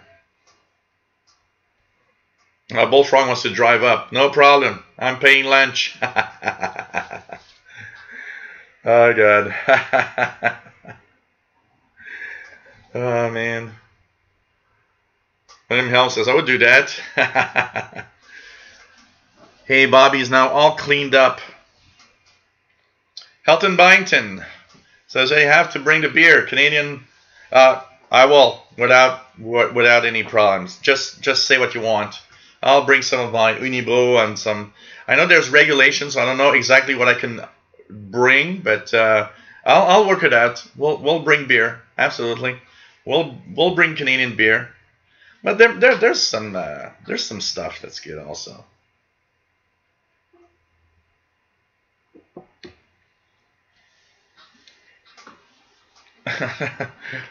Really, Max Headstrong, the good-looking female hams are all on experimental long-wave frequencies. Yeah. Brett Wayne says there's no 220 in Western New York. There's less than there used to be. I heard stuff on 220. I mean, I heard some hams on 220, and I know that in Montreal, apparently, there's a repeater on 224. I'm trying to remember 224 740. I think. I don't know if there's still a repeater. Let me check if I can find out if there's a repeater.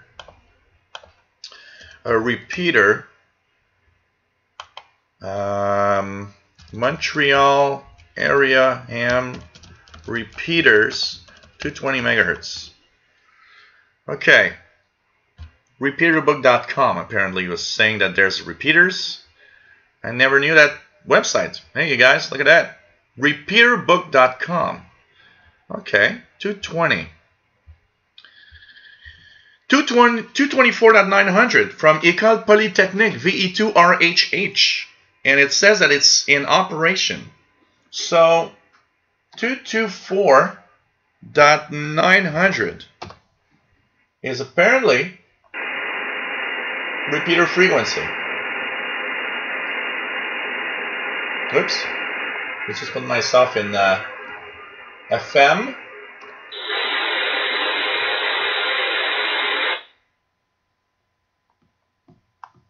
Okay, we're gonna stay there. Aren't repeaters supposed to ID themselves every now and then? I'm gonna leave it there and see if we can hear maybe a Morse code ID. Apparently, there's still a repeater on 224.900 into Montreal. And I remember hearing communications on 220 a few times, but boy, that band is not much of a used band. I can tell you that. Really not a lot. Oh, I know. Yeah, that's true. Spaslot says Unibro is available in the USA. Somebody in California, I think, told me that he bought some Fin du Monde at some point. So what type of communications you're getting on 145.476, Richard? That's the 2-meter amateur band. That's a 2-meter amateur band in Europe also? I think the amateur band in Europe for 2 meters is smaller. What are you hearing exactly, Richard? Does Canada sell Cuban cigars? Yes, because they're not illegal in Canada. Canada has normal relations with Cuba, so yes, you can have Cuban cigars. Luis Arevalo, nice to have you on board. Every 10 minutes in US? Okay, we're gonna leave it there, and we'll see. AF VK2 FBAJ, nice to have you on board. Says no 220 in Australia for hams, only 2 meters and 70 centimeters. Hey, Douglas Perry in Ontario, nice to have you on board. Oh, there's an app also? Oh, let's check it out. Repeaterbook.com is an app. Okay, does it sound like amateur radio talking, or it sounds, maybe it's a, it could be a breakthrough of an FM station you're hearing also. Let me check that out. Repeaterbook. Repeaterbook. Oh yeah, and here we go. It's installed by Z, so it's Repeaterbook by ZBM2 software. So if you guys want to have a mobile repeater book, this is where you get it. Sorry for the auto. Oh yeah, look at that. And it gives you repeaters by distance. This is kind of cool. Look at that. I got all the repeaters by distance. and it gives you their tone and everything. This is nice. So if I search settings, okay, I'll add 1.25. So here, yeah, look at that. VE2 RHH 443700 and 224900. It's right here. Huh. Well, my hair is all on this side. My hair is all... I need to get a haircut. So, yep, repeater book. This is a nice add to any phones. It's a pretty cool amp. So yeah, I did see that. There's if you go into the upper right corner, there's settings, and you can choose which bands want to hear the repeaters, the different modes also that you want to have repeaters on. So, you know, like D-Star and Echolink and so on. It gives you everything. Miles and kilometers. Here it's in miles. I'll put kilometers. I'm used to kilometers. Max distance 25. Let's put that to 100. Here we go. Radio. You can choose a radio, an ICOM, a Yaesu. Sort by distance, frequency, band, tone, call, service, compass heading. Wow, there's really a lot of search categories in here. Really a lot of stuff. Really nice. This is pretty cool. And when you click one, so for example, if I click that 224, it gives you tons of information like this. Band 125, 224, transmit on 223, 300, offset minus 1.6, the PL tone 100 Hertz, heading south, distance 5.9 kilometers, closed auto patch, usually linked to 224.9. It tells you where it is located, Polytechnique, which is the University of Montreal, close to the mountain. Pretty cool. Lots of information actually. Repeater book. This is nice to have in your device. It's actually a very, very nice app for 2-meter repeaters. Really, really nice. Really, really nice. Annie Colley says in UK we have 144 to 147. Ah, okay, cool. Bobby is getting XW2F at his QTH. Cool. VK2 FBAJ says yes, Repeater Book has great resources. I have their app. Wow, cool. It is really nice. It's amateur radio. Oh wow. Okay, that's cool. You're receiving some amateur radio stuff on 2 meters, Richard. That's nice. Jason Stafford says 2-meter band. All I can hear is old guys talking. Who has a bigger antenna? You know what? I don't want to be negative about the 2-meter band. I mean, it's part of, you know, the frequency ranges we listen to. But when I got my first scanner in the late 80s and started listening to amateur radio operators on 2 meters, at first it was like, you know, it's exciting. There's amateur radio activity on 2 meters.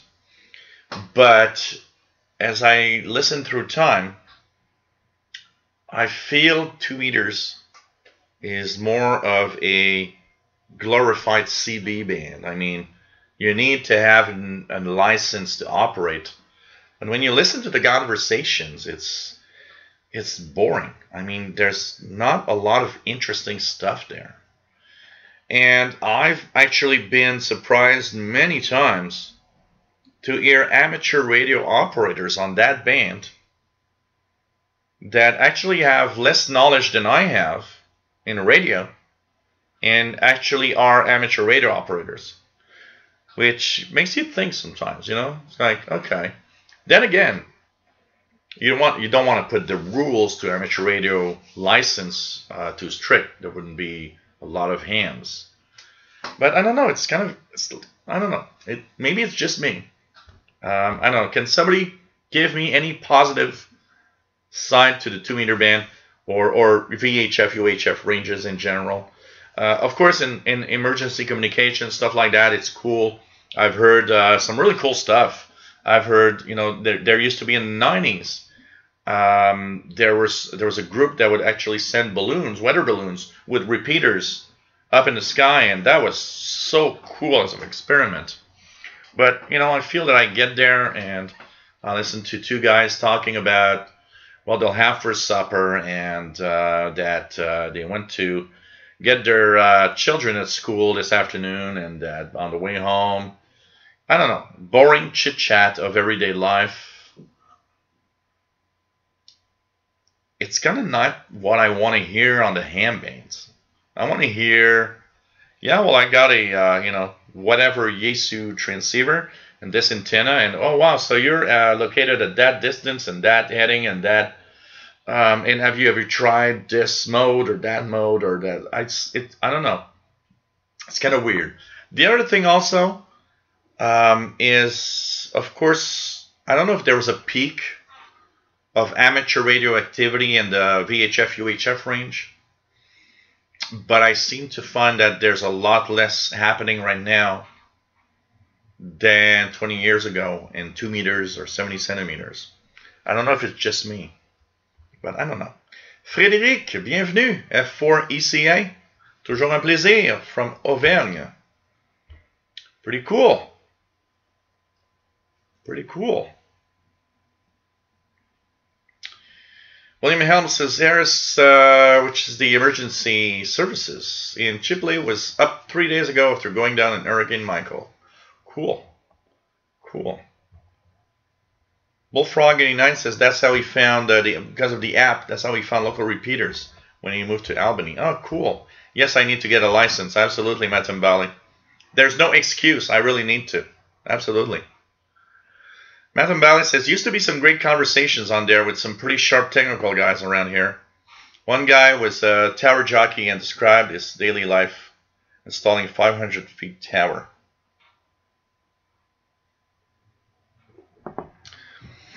Yeah, it is good for 2 meter communication. I mean, you don't have to be just technical. That's not exactly what I'm saying. I mean, it's okay that there's some regular chit-chat.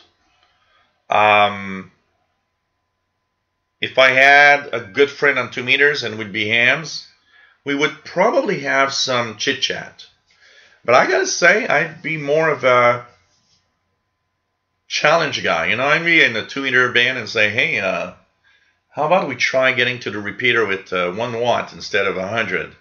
Or, let's try this. Or, where are you? Oh, okay. I wonder if we can actually communicate without a repeater, line of sight, you and me. That would be more of what I would like to do, or try digital stuff, or I don't know.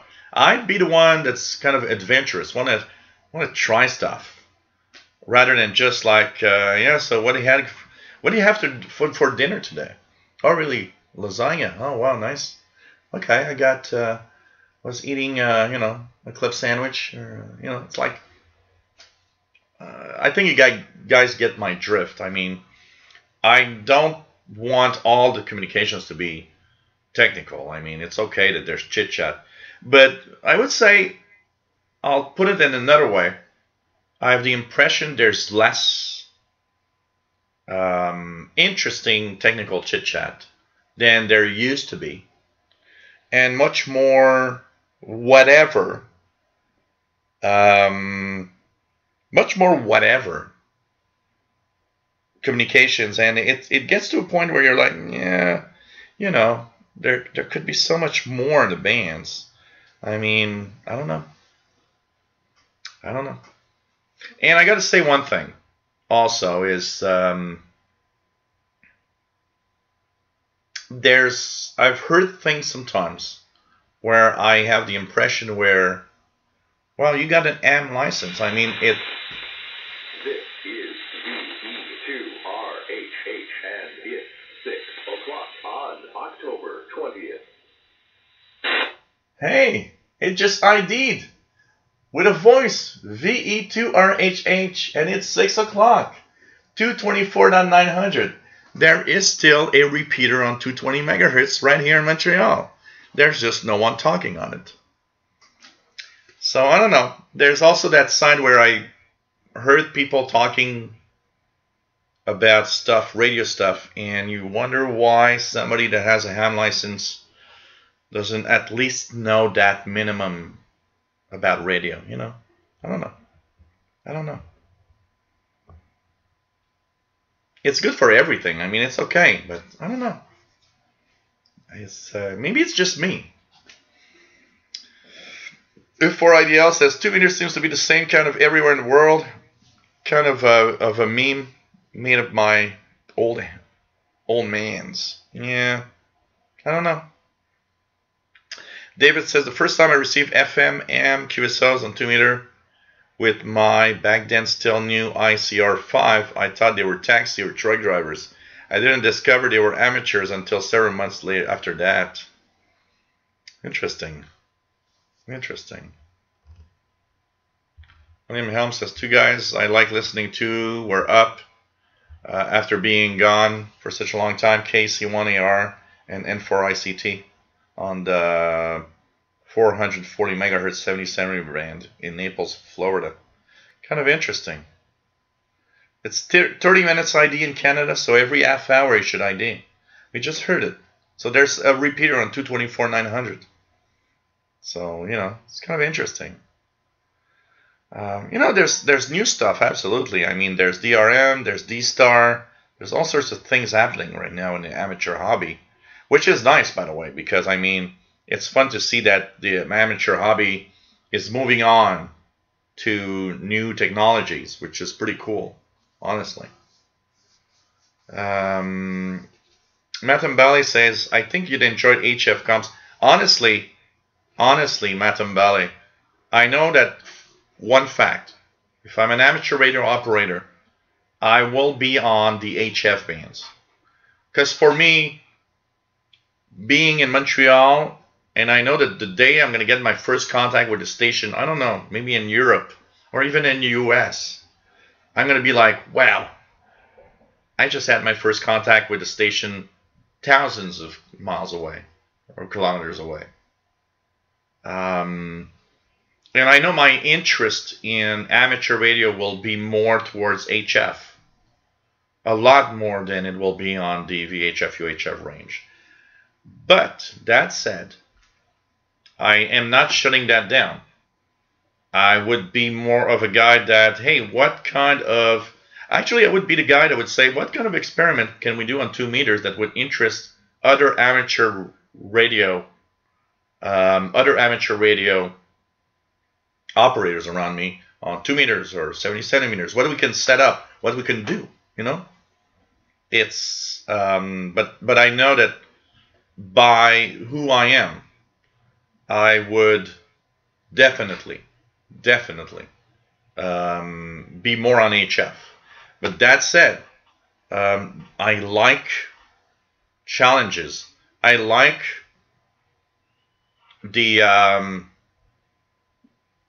the fact that you can, you know, I could hear a VHF ham 150 kilometers away someday. It's like, wow, this is cool. This is DX. On VHF, it's DX. You know, it's kind of cool.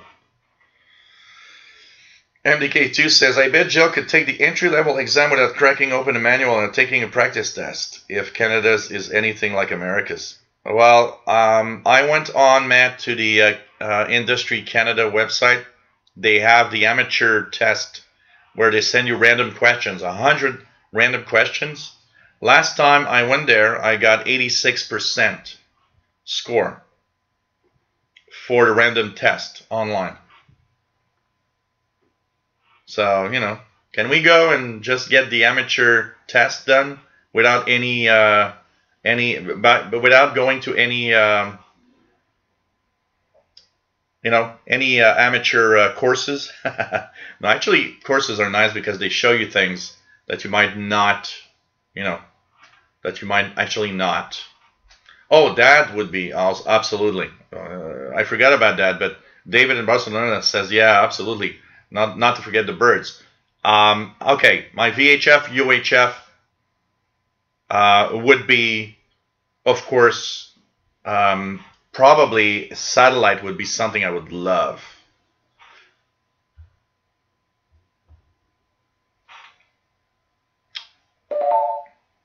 Okay, so license by Christmas then.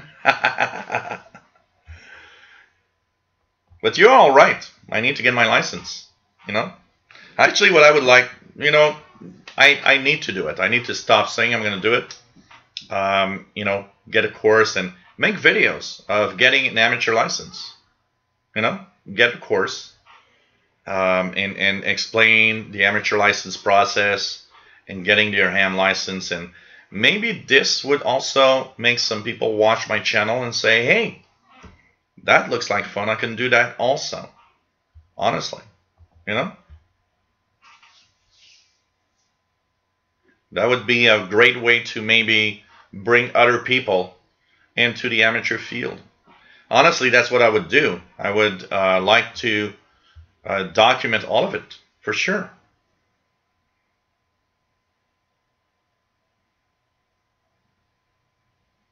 I'm sure Max Estrong. I mean, come on, let's face it. A lot of us are now kind of accustomed to the fact that we hear stations from far away. But, you know, let's sit down for a second. And you just go on a radio and you're like, for example, let me just punch in a frequency here. Station, of course, is not on the air. Oh, it is. So 9830. 9830 is Voice of Turkey. I mean, it's easy to just, you know, like, well, that's Turkey. You know, I've been hearing Turkey for 30 years. Yeah. No, seriously, let's sit down for a second. Isn't it amazing that that signal from Turkey crossing part of Europe, the Atlantic Ocean, and getting to my antenna here and receiving it on my radio? Wow. It's just amazing. It's easy to get to the point where it's just like, yeah, that's Turkey. You know, I hear it all day. Not next. But honestly, it's amazing. It's truly amazing. Truly amazing. You know? Truly amazing. Red Wayne.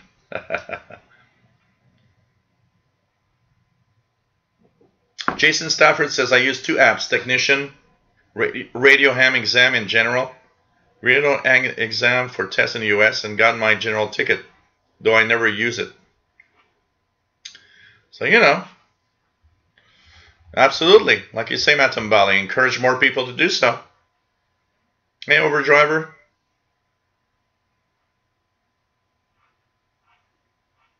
Yeah, there's those new rules, like William Helms says, the Baofeng, all the Chinese radios are now becoming illegal in the United States. Absolutely. Absolutely. You're right, Calvin, on that. You know what, Calvin? Actually, that crossed my mind so many times to get 11 meter and be on 27.555. It's funny because there's some hams here, local hams, and you know that's where you got to be careful when you operate. There's a net on 80 meters. It's not even a net. It's it's a bunch of guys. They're all meeting always on 37.65 on 80 meters. I hear them almost every night. I used to, like, you know, when I would do stuff, just put 37.65 on a radio and listen to them chit chat all night. One of the reasons is interesting because they're more technical than just general chit chat. So they often talk technical stuff. So there's part of an interest in there.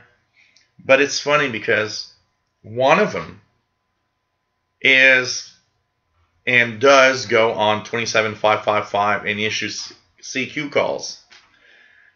And his voice is so recognizable that you're like, Okay, you're the ham guy that I hear.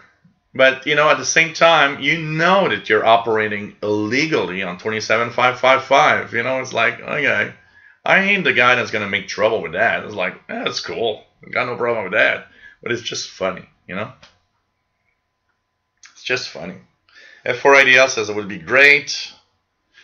So, yeah, the Baofeng Chinese radios are becoming illegal in the United States because of change in regulations now. Absolutely. Absolutely. What is it going to do? You know, if you order a Baofeng off of eBay, it's going to be turned back? What do they do? You know, it's like, I've always wondered, what happens if you order a, you know, my ICOM ICRD 500 is unlocked. It receives every frequency, up to 2000 megahertz. In the United States, the rules are there needs to be blockage of certain ranges. What happens if you ship a ICOM, unlocked ICOM to the United States? Is it going to go through? Is somebody going to check if it's a blocked or an unblocked? No, the Baofeng. You go on eBay and you buy one, and you import it. You ask, you know, you live in the U.S. and you say, I want to have a Baofeng. They're going to block it at the customs? What are they going to do? That's kind of, you know, it's kind of interesting. Well, it's the same thing, Bobby. A ticket or a license, it's just a different way of saying it. It's the same thing. You get your ham ticket or your ham license. It's a different way. It's a different way. Like M. Matt says, a nickname for license. Hey, the Smoking Ape, nice to have you here. It's fun to have some conversations that make someone pop up and say something that he didn't say anything for a while and he's watching, you know. Nice to see you, Smoking Ape. So yeah, same thing. Absolutely. Oh, man. 50 kilowatt transmitters. I better have a good installation for electricity. David says, I'm also planning to get my E3 license before the end of the year. I've been doing some online practice tests on the website. Spanish National Ham Radio Association. Cool. Matt says, I was excited to get a license at first, but I kind of hit a wall with it. Was studying it for general, but stopped. What I really need is someone to come sit with me when I operate. Yeah, it's fun when you do it with other people also. I know that Fastload has won a amateur radio course. Maybe I should join him, and even if I pay for mine, it doesn't matter. And join him, because it's always more fun when you are two or more people doing the same thing than when you're alone. Absolutely. You know, maybe that is why I don't have my AM license. I love listening, but not having somebody that just like says, hey, I want to have my AM license. How about we jump on the board and go pass that course and get the license? You know? It's interesting, you know?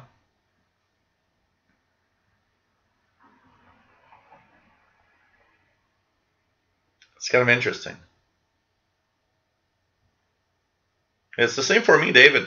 Every time I went to the Industry Canada website and answered the questions, I have always more than 80%. You know, I have the knowledge to actually get my license now, honestly. You know. Foxy Gamer Productions, nice to have you here.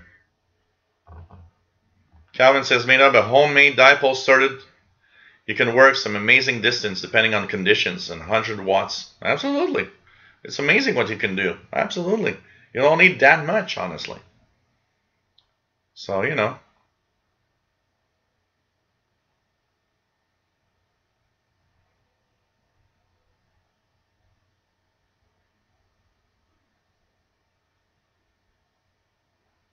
Yeah, I would say Caesar's at Customs, but then again, they have to know what they're dealing with.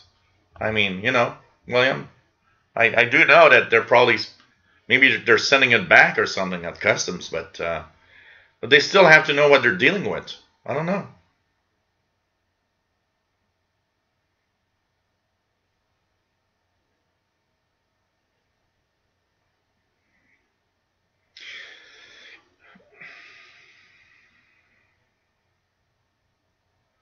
Well, yeah, you know, Matt, I think it's a. I understand that you don't want to sell ham radio gear to somebody that doesn't have a ham license, for fear that they are one of those that are interfering every day. And you know, anybody that's been a ham and anybody that's been a listener to 2 meters, 77 meters, or even the HF bands, you guys know that there's a bunch of nut idiots out there that just want to create, you know, crap. And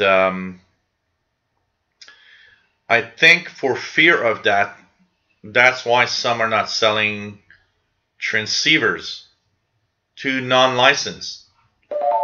Honestly, if I would have a transceiver here, I would not interfere with anyone. I might be tempted to do a pirate station. That's another story. But I would not. I'm not a guy that's going to interfere with anyone. I find that so childish and stupid, you know. So I get the why not, why you don't want to, you know, I don't know.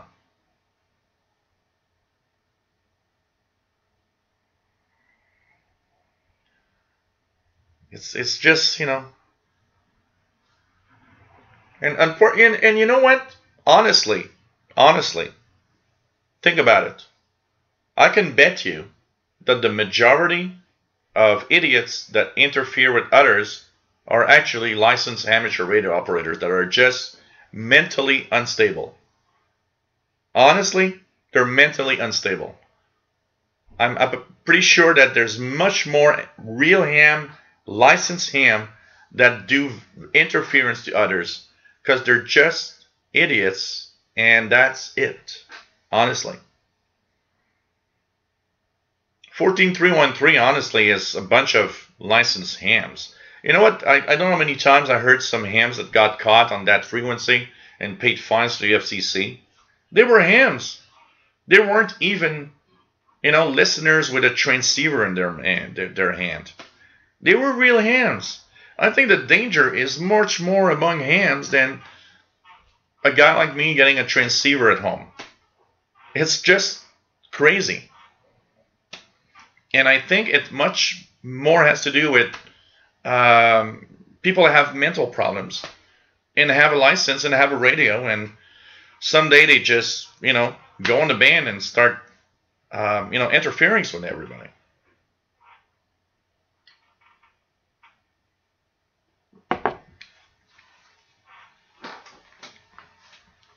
Max Armstrong says, I agree, Jill. Lots of mental illness and depression in some bands. Absolutely. I mean, you know, when I'm talking about that, you know, mental illness and all of that, I mean it in a way where, you know, there's a lot of that going on. It's nothing to be ashamed of. It's like, I mean, when your brain doesn't work right, it got nothing to do with it. I mean, sometimes it's the chemistry of the brain is just wrong, and you end up, you know, doing things that maybe you would not have done before. And you know, I can tell you one thing: there's a lot less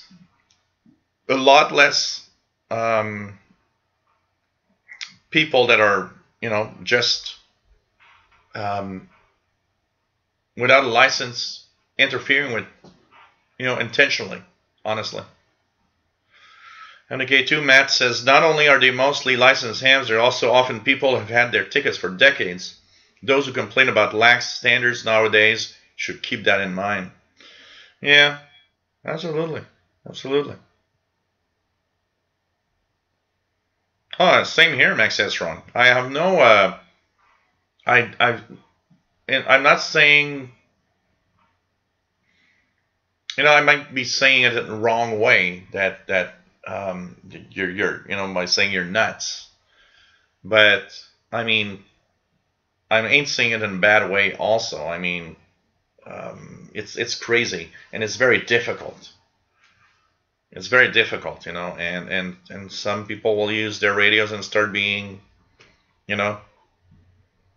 it's the same kind of people that, will go in and start trolling me. A lot of them are just like mentally unstable.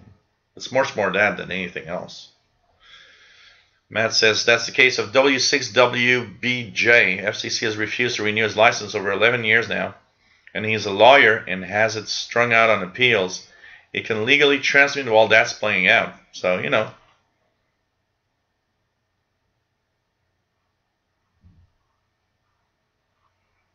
William Helm says, an old movie, Citizens Band. There are hams like those characters too. It's, it's nuts. But like I say, the biggest problem, I think, for interference and jamming is not unlicensed people. It's most often licensed people that use their equipment for bad things. David says in Spain there has been repeaters shut down as they made unusable by QRMers. That and their physically theft and sabotage of some repeaters hardware are not unknown problems. Wow. I don't know if they still do this. I remember here they had a software, I think, and using a computer. Every transmitter has kind of its own little signature when you transmit. Even though you have 100 ICOMs, they don't all exactly transmit the same. They don't all transmit the same. And they were able to kind of see who was doing bad things.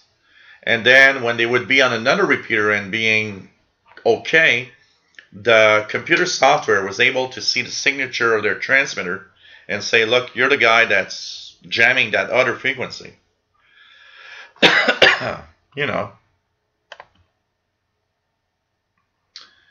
Yes. That, Matt, yes. I actually been there many times. Radio Offsep. His place is called Radio Offsep. Short for his name, Joseph Ovsepian. I've been there many times. It's almost a museum. Honestly, that store is, look, I could be there in, I don't know, 30 minutes. It's not that far from where I live. And I've been there many times. It's almost that place is almost a museum, Matt. It's great. There's a lot of old receivers, a lot of old stuff. You know what? I saw that article, and one of the things that I thought was, man, I haven't been there in such a long time. I need to go and take a little walk one day and go and check it out again. It is really cool. He used to have the passport to broadband radio every year. They would actually issue it. So that's when I actually was there most of the times. I would go there and buy the passport to broadband radio that he was having. But I remember going there and looking at all the old radios. And he's got a wall full of tubes in the back. It's like, whoa, this is great. That's the place to go. Old tube radios, anything, that's the place to go to have them fixed. That's the place to go for, it's just nuts. It is very, very cool, Matt. Absolutely. Radio Offsep. I haven't been there in at least 10 years. Honestly. But it's worth it. Anybody in Montreal should go and check it out.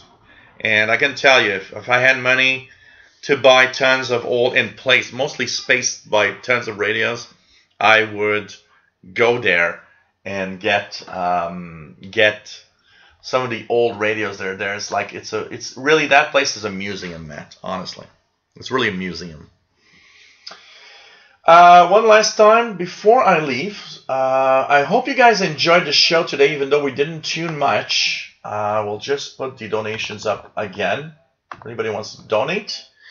So, hey, 2 hours 24. I didn't even think we'd do 2 hours. Honestly, I was tired. I had really a rough day today. Personal stuff happening, and it's a very, very rough day today for me. So I didn't even think that I would do 2 hours. So 2:25, not bad. But you guys are great. So it's difficult to not. It's difficult not to go on with great people like you. I mean, we go on and we talk about different things, and it's so cool. So and I just want to make sure that we had a VHF UHF show today, for sure. So so thanks everybody for being here. It was a lot of fun. Hope you enjoyed the show today. Donations if you want, PayPal and Patreon. So yeah, well, that's what it's supposed to be. International Space Station Slow Scan TV, Saturday, 27th of October.